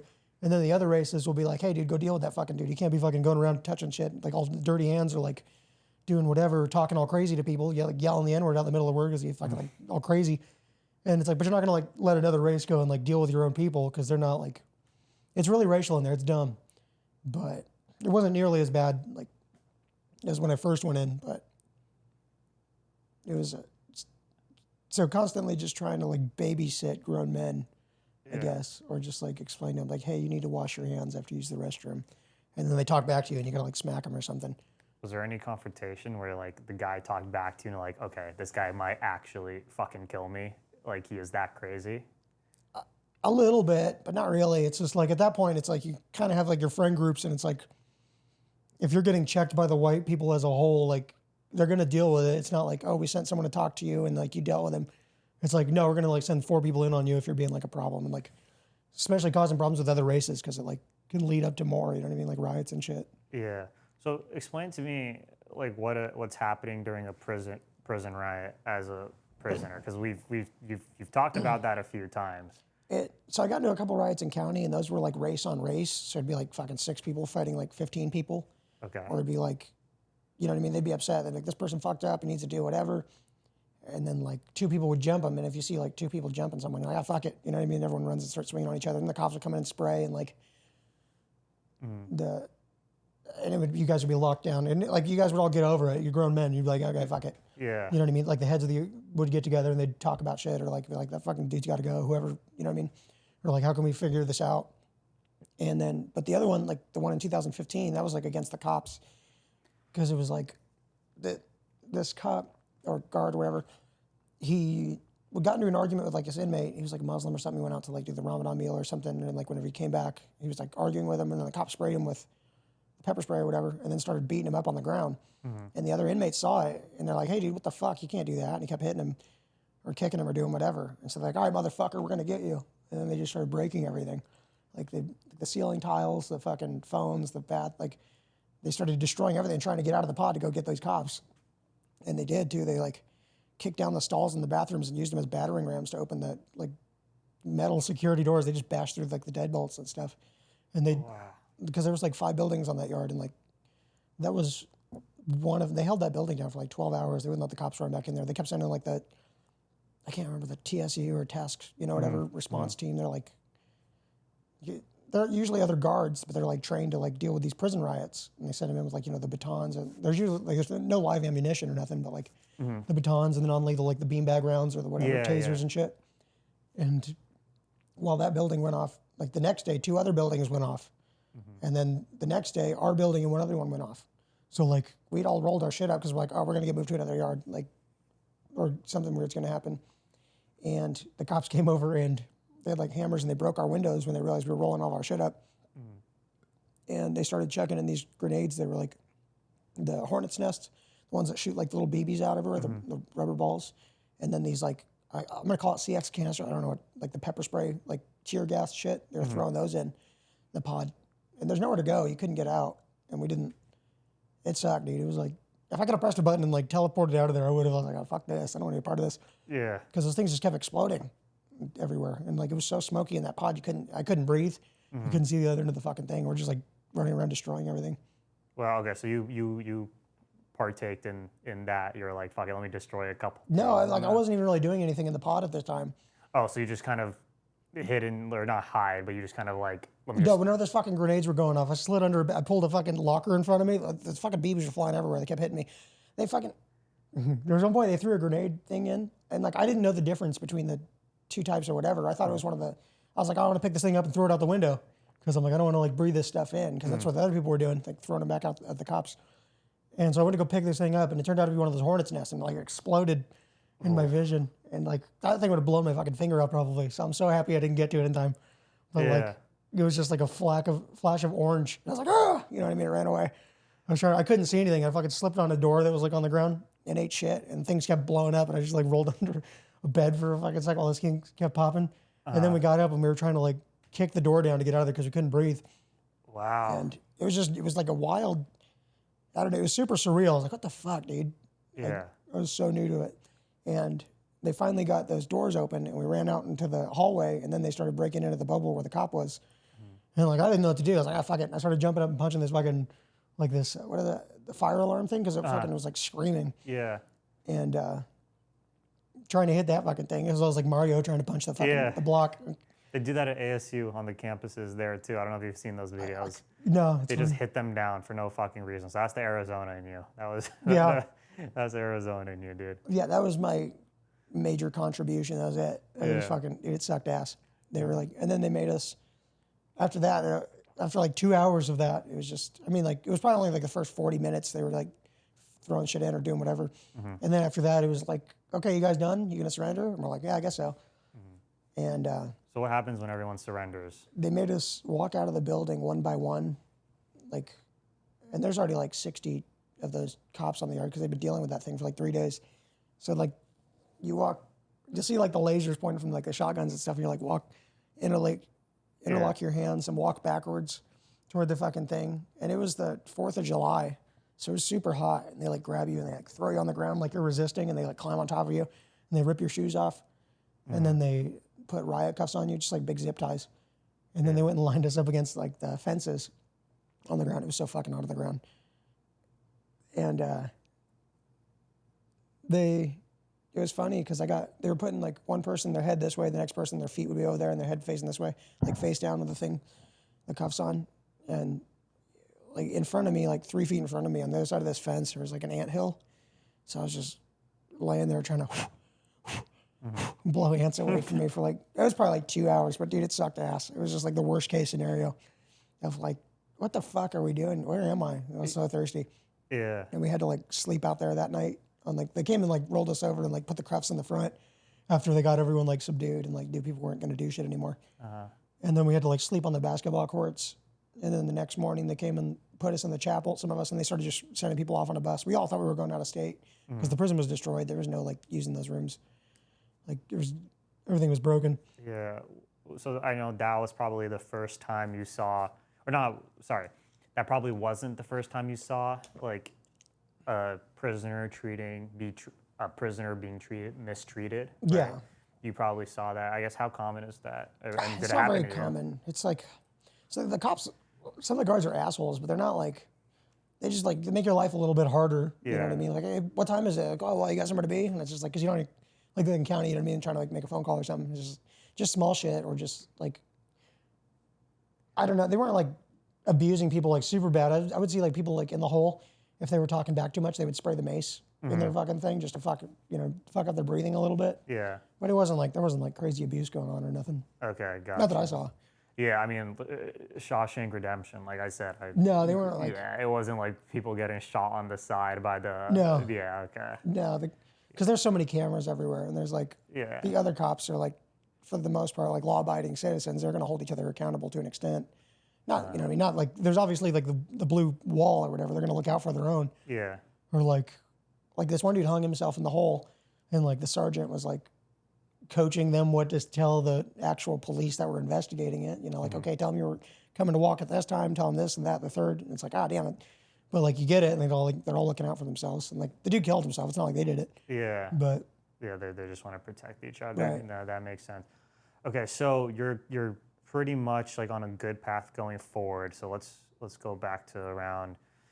Was there anything interesting in 2017, 2018? Because I want to talk about 2020, right? Obviously, from the outside, right? I mean, everybody, you know, hypothetically or figuratively, we were all locked in the house too. I couldn't imagine what prison was like during COVID and the madness that was going on and the racial tensions. Did that creep into the prison from what was happening outside? Yeah, like whenever, like even when I first went in and like whenever I hit the yard in like 2014 or 15, like I think that was like was that the Trayvon Martin one or like one of the other, there was like the big case and like there was racial tension. Yes, like, yes, yeah. The black guys were, super upset and like There was constantly tension. And then like even the Trump Hillary thing, they would argue about that shit in there a lot too. Not just like, not even a race thing, just people were like Democrat or Republican, hearing the people like that created tension in there. And the COVID really sucked ass. It was because like the seeing it on the news, I kept expecting it to come in there sooner because I'm like, well, like even though they took our visits away, and like, but the cops are coming in here every day, and it's just like the cops have kids, or like they're out like drinking or doing whatever they're doing, or like people are gonna be humans, so like I knew it was gonna come in there. Yeah. And yeah, but the prison was trying to protect itself from like being sued in the future, and it was like all unprecedented, uncharted waters. So they're coming in with different fucking policies every day. They're like, oh, you guys need to wear masks at all time. You need to be 6 feet apart. It's like, dude, my bed isn't even 6 feet away from the next guy. What do you mean? Yeah. Be 6 feet apart. And they're like, you guys can't play cards together. But then they send us to the chow hall, and we're like eating directly across the thing from each other. And it's just like, it was so fucking stupid. But they were like trying to protect their own ass, and we were locked down. Like at first it was like 2 months. We didn't get rec. We didn't go outside.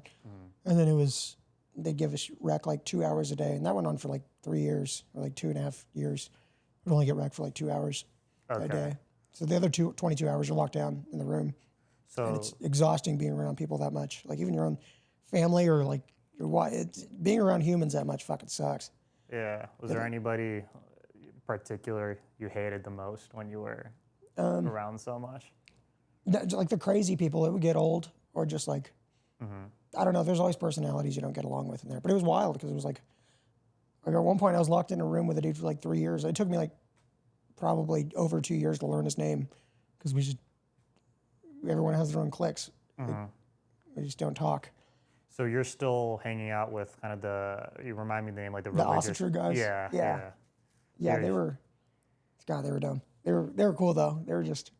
So 2.5 years later, you're almost about to get out, right? Yeah. Let's actually take it about. So let's take it back a little bit. So 1 year, right? The day you're like, I have exactly 1 year left. Yeah. Was that like? Well, I didn't know because I ended up getting this like parole thing where they were like, if you're willing to, because whenever they did a rebranding, it was DOC, Department of Corrections, and then they rebranded to Department of Corrections, Rehabilitation, and Reentry. So whenever they did that, like they would get more money from the state to like rehabilitate people. And like the classes they make you take are just bullshit. You go in there and watch a Will Smith movie for like 2 hours, and then you do that each week for like 8 weeks, 16 weeks, whatever it is. And they're like, okay, you took like cognitive restructuring or you took whatever.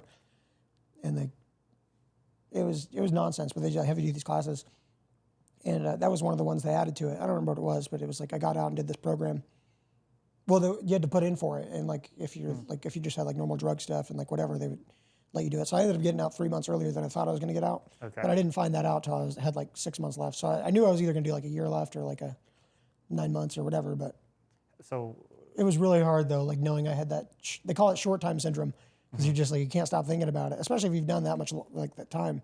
yeah. And like I'm just trying to anticipate what I'm going to get out and do, and I'm building up all these narratives in my mind about what it's going to be like out there. And the world was pretty similar to what I thought it was going to be like, I guess. Yeah. So what were your thoughts on the outside world versus? I was worried because in my mind I'm like I'm normal, right, to an extent, like because I've just been in here fucking around and making jokes the whole time. Like even the other people who were in there for like 10 years, I'm like I feel like I'm better off mentally than them, or like more normal, still acclimated to society. So I was thinking I was going to do okay out there, but I also didn't know what to expect because everyone's just like, oh, dude, ever since COVID, everything's expensive, everything's unaffordable, you can't do it. And I'm thinking, the fuck, how am I going to make it out there? I'm going to be like 20 years old financially. I'm going to be working whatever. I didn't know what to do. I was like, maybe I'll go back into the union, maybe I'll go do whatever whenever I get out. And so you're just constantly thinking about that. Was there people who got out before you that maybe they were visiting you, or maybe you heard through the grapevine? Yeah, there'd be like we ended up getting tablets like right near COVID. Okay. So like you could get like emails or like probably like music and shit on there, which is, it was funny because they're like constantly trying to stop us from getting phones in there, and like it was a big cat and mouse game forever. And then they're like, okay, here's your tablets. Yeah. And like, what were you doing on your tablets? Just basic shit? yeah, just like it didn't have like true internet access. It was like an intranet or whatever. It's like, so like every email you send, they're going to probably read it, or like, you buy games on there, like cheap little games or like music. Yeah. I was obsessed with working out my last like 3 years in there. Like that's all I did. I was just like, because that's how I was coping with it. Like, I don't know, whatever that addict part of my mind is. I needed something to like obsess over for a while. It was football, and then it was working out near the end. So yeah, I was just like running all day long and doing CrossFit. Yeah, I was gonna say the iPad thing or getting the tablet, like getting Twitter and like seeing how fucked up our world is on We the didn't have Twitter. Yeah, I was gonna say, but that would have been a crazy thing to give everybody No. Twitter. You hear about it from people's families or like a visit, like talking to your family or on the phone. Yeah. Like, and they tell you like all the shit that's going on here, watching the news, but like you're only watching like CNN or like Fox News all day. Yeah. It's not like you have like. So towards the end, what were you thinking you were gonna do once you got out? I don't even remember. I don't know. I was just like, I had no idea what I wanted to do because I was like, oh, maybe I'll go DJ or something, which sounds stupid. I don't. But I was just like, I don't want to do like normal. I was like, I have no kids. I'm not married. I was like, I might as well throw a Hail Mary and go do something fun like that I really enjoy. But also at the same time, I'm like, I would have no problem like living a normal life because it's so much better than this. And I was like, I'll just go out there and do good. So how long? So let's go 2023, right? You're about to get out. How long were you sober at this point for? Like sober off hard drugs. Yeah, Like, marijuana doesn't count. Then since 2016, Okay. it was May of 2016 was the last time I used like actually hard drugs. So that plus the fitness really gave you some good mental clarity Yeah. towards the end of. Yeah, I had an insane drive, like Okay. going toward the end. Like I just. And so you had maybe a little basic communication with other people who got out prior as well. Were you? Now there's the word institutionalized, right? Yeah. How real is that? It's definitely a real thing. People get like, and it's not even in the way of like, oh, I have to knock every time I get up from the chow hall table, or I'm like, I refuse to talk to other races, or like, it's not even like that. It's like a different level of like, oh, so-and-so said bitch, so you have to go fight him. It's like you get in that mentality in there. And it's like trying to break out of that, or just like everything is done in like a, I don't even know. It's hard to describe, or like some people just like get upset. specific traits or what. Was there anything when you did get out, right, that you're like, I'm gonna have a really tough time breaking this thing? No. Yeah, you're pretty normal. I was. Yeah, I felt it was just like it's like winning the fucking lottery whenever you get out. It's like everything in your life comes back to you, plus technology's advanced. Because in my mind, I'm like, oh man, I loved video games when I was a kid. I'm like, 10 years worth of video games have come out that I can go play for like $5 a piece probably now. So I was thinking about like doing that. I couldn't play video games when I got out. I thought I would. I couldn't do it. I couldn't fucking stare at TVs or screens, or like my family was like, you want to watch Game of Thrones? Because I'd never seen it. I've read all the books and shit, and like I tried to watch it and I was like, dude, I can't fucking, the whole world is out there. I'm going to fucking walk to the park. I'm like, fuck this. Did you play GTA 5 before? Yeah. Okay. I got that one in like the end of 13. I didn't play it a lot. I was just on drugs. But like it was fun. And then like I got out. Yeah, when I got out of prison, that was still like, it's still out. So it was nice. That still haven't came out with this. You could have done another bit and still wouldn't have come out. Yeah.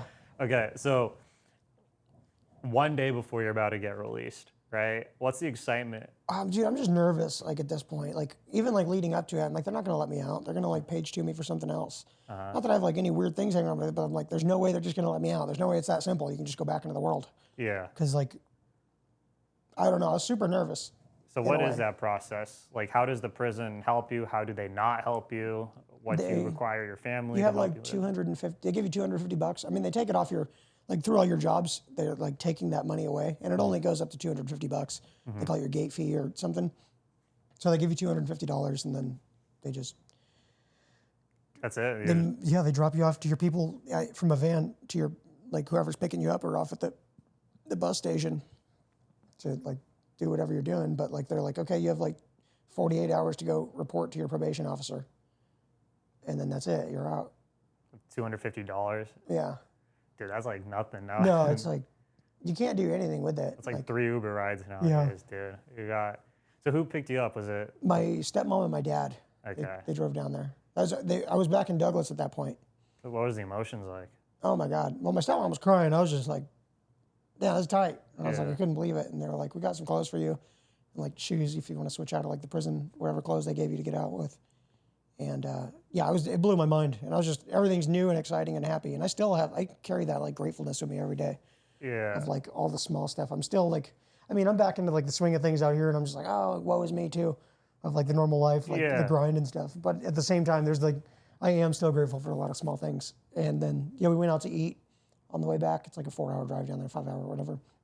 But I was just having fun, like looking around the back of the car and like being out in public again. Yeah, I mean, After 9 years. was there any like thing you saw? I mean, And technology fucked my head up, dude. yeah, because I would think you would look even like at the car, the dashboard, and Yeah. it's like Bluetooth and it's like a Right. fucking connector.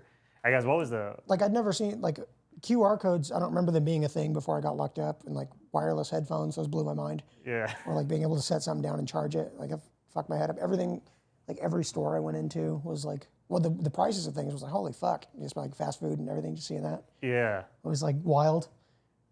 But yeah, technology blew my mind. It was like one of the weird things is like being out on the road. It was like all the cars are newer because like, 10 years worth of cars have gone by. yeah So it's like even the shit boxes now are like the brand new cars when I got locked up. yeah. Was there anyone from that original group of friends that you hung out with prior to the first arrest? Right? Were there any of them that you still talk to this day? That maybe Yeah, I'm still friends with. And like a lot of them were fucking up like with me. They weren't even just especially with like Facebook. Like I'm still friends with all the non-fuck up people too. And then I don't know, ever since I got into comedy, my whole social circle is mostly just comedians and whatnot now, but like I still go and visit my other friends. Yeah, that one girl who texted you at 2 a.m. Oh yeah. Bro, dude, that's probably the worst pussy. Looking Yeah. back on it, that pussy was not worth it. No, it's not worth it. Yeah. I just wish I would have gone to sleep that. I mean, obviously, like I was a fuck up. I was gonna get in trouble no matter what, or I was gonna overdose, or I was gonna get killed, or like I was constantly putting myself in bad situations, and like I don't know what I would have had to gone through.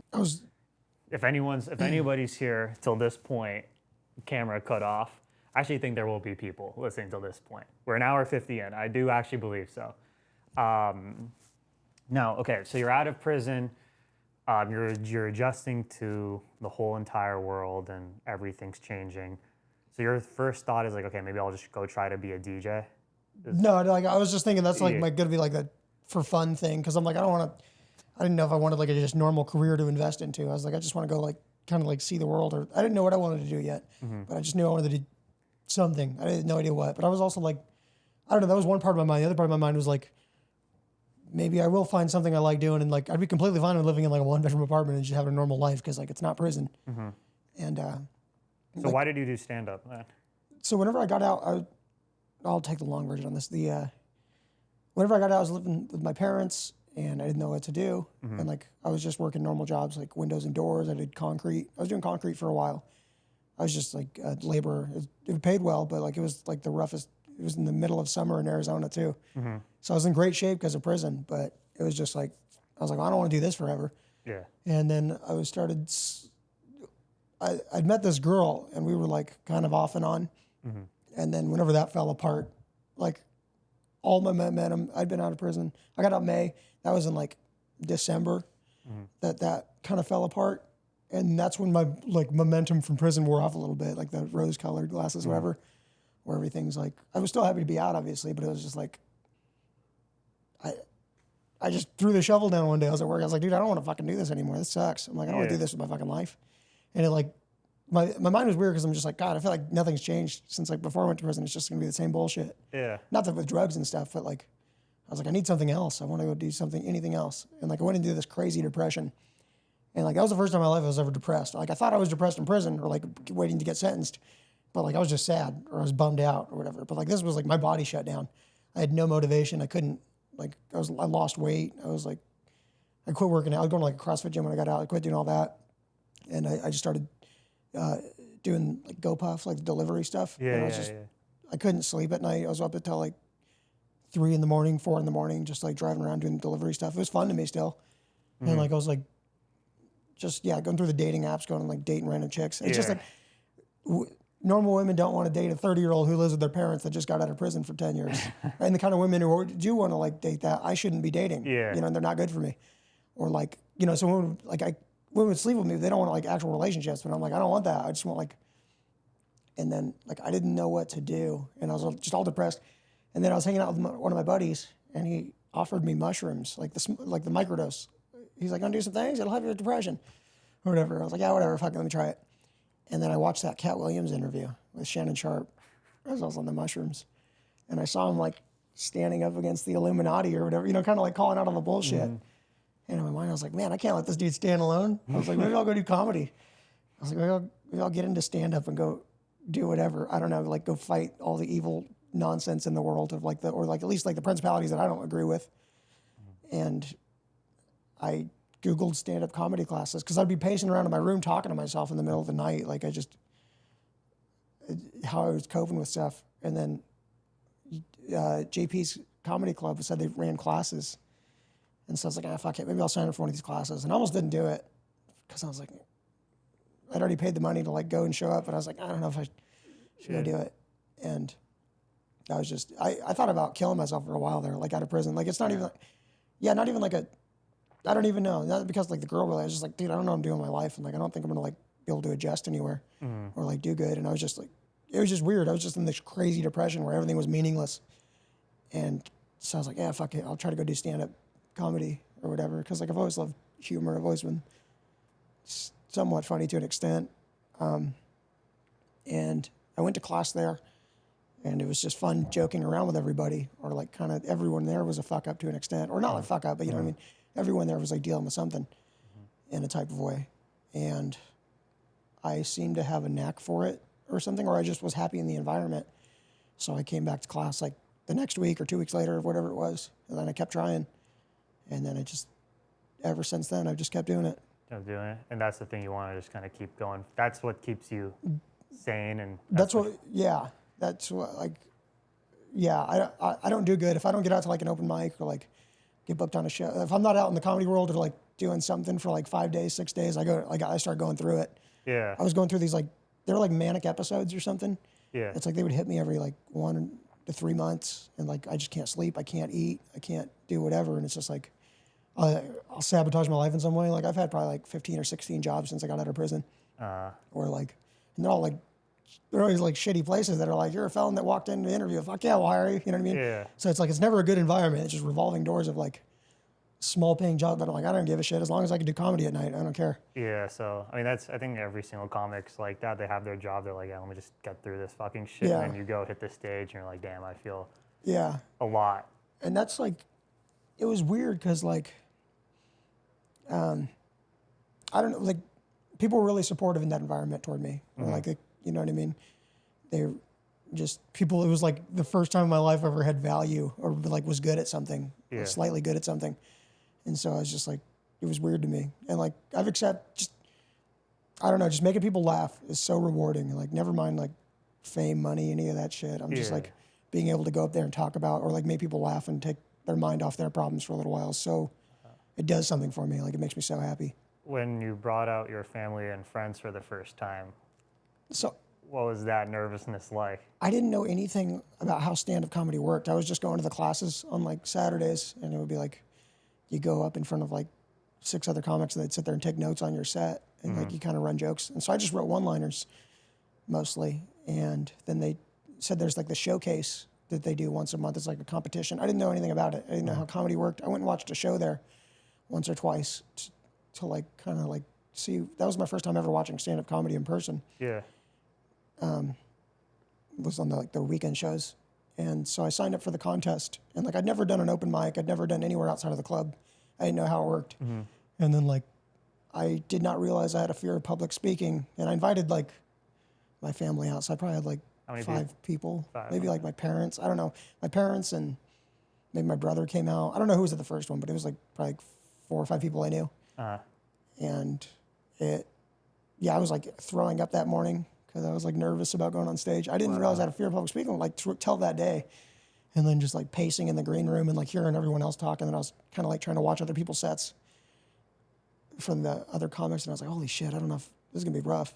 And then, trying to like get up, just walking up on stage, and my legs were like rubber trying to get up there. And it was so hard. Like my memory is so bad. Like I couldn't remember 5 minutes worth of speaking. That was insane to me. Yeah. And I did okay though. I got 4th place in that contest out of like 13 or 14 people. Nice.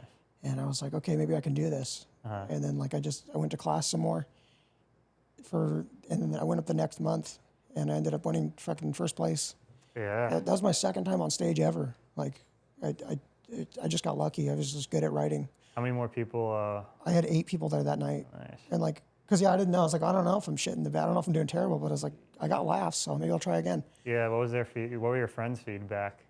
They So liked 8 it. They were people. like, oh shit, I think you could do this. Like, Yeah. yeah, my dad was like, oh fuck, maybe you can do this. Uh-huh. Like, as far as, not even to be like rich or whatever. It's just like, it's something you seem to enjoy, or like the first time like you found something you like this, I guess. Because I do my normal like obsession over like what other workouts or like drugs or whatever.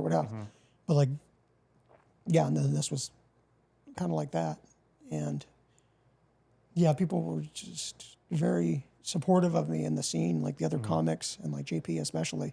Yeah. He was always building me up, and he was like, because I'd go up in class and like I'd be all nervous trying to get up. He's like, no, dude, you got this. He's like, you can do it. Just keep writing. Just keep writing. Just keep. Yeah. He was super supportive of me. And the funny thing is, like, he's a retired cop. So it's like he was a cop for like 10 years. I was an inmate for like 10 years. So it's funny that he was like my instructor, and he's a good friend of mine. Dude, that's awesome. Yeah, it's just an interesting. And so I kept doing shows there, and then my buddy Anthony brought me out to the open mics, and like that's how I started seeing the rest of the scene because I had no idea how it worked, and I've just been doing it ever since.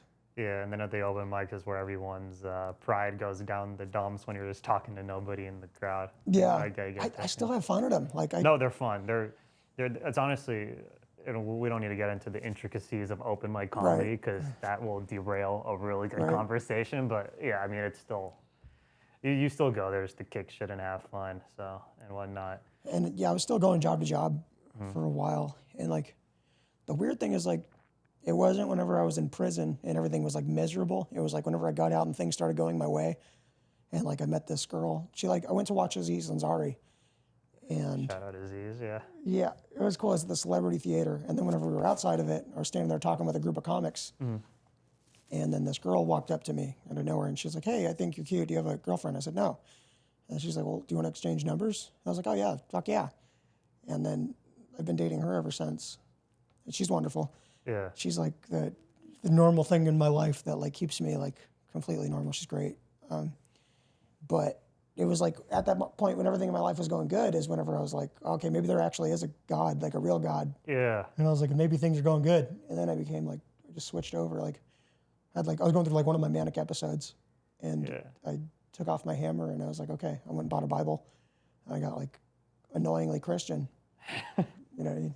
And so I'm trying to get better about that and like writing more comedy with that, or just like pushing a better message or something. I mean, I still want to be funny and do like my one-liner, all my prison nonsense, but like, I don't know, I guess that's changed the direction of my life a little bit too. So those are the two big pivot points in your life is one, solitary, and then you would say maybe second would be that first showcase show. Yeah, going to the class and like, because that started pulling me out of the depression a little bit. Like I didn't realize it, but like that started giving me motivation. That gave me something I cared about. There's people like smiling and laughing, and I was like investing into them and helping them write their jokes, or just like, not that I was so new to comedy, but like I was helping them write their sets a little bit. Yeah. Because like I understand joke structure just internally, I guess, or a little bit. Where can people go and watch you, and how can people keep updated with all your shows? And they can follow me on Instagram at andrew.comedian. Okay. I haven't even started pushing my TikTok yet, so I don't even remember my name on there. Yeah, start dancing. That's how you start. He's gonna start doing some renegades. Is that what the TikTok renegade? I think is the dance. That's what it's called. Whatever. I don't fucking know. I perform at JP's Comedy Club a lot still, and I'm constantly out at the open mics. I sign up for the contests around the state. I've gotten to do the casinos recently. Like I'm only like 2.5 years into comedy, but so I have a long ways to go. Yeah. As far as I don't know. I mean, I want to be a writer ideally, but yeah, I mean, hell, throw the whole, put the whole resume. I think. Look, and for anybody who's seen these clips or whatever, right? I've seen Andrew perform live. He was incredibly funny. Like I said at the very beginning, right? I mean, I think any comedian can do a dick joke. That's a dime a dozen, right? But I think your story and what we heard for the past 2 hours is so fascinating, and you even being able to tell that story through comedy it's absolutely incredible. So I guess we can wrap it up here. So Andrew, thank you once again. If you're watching, all of Andrew's socials will be, we'll put them on the screen somewhere, but thank you guys so much for watching. This is episode 6 of the Rokast, and see you guys next week.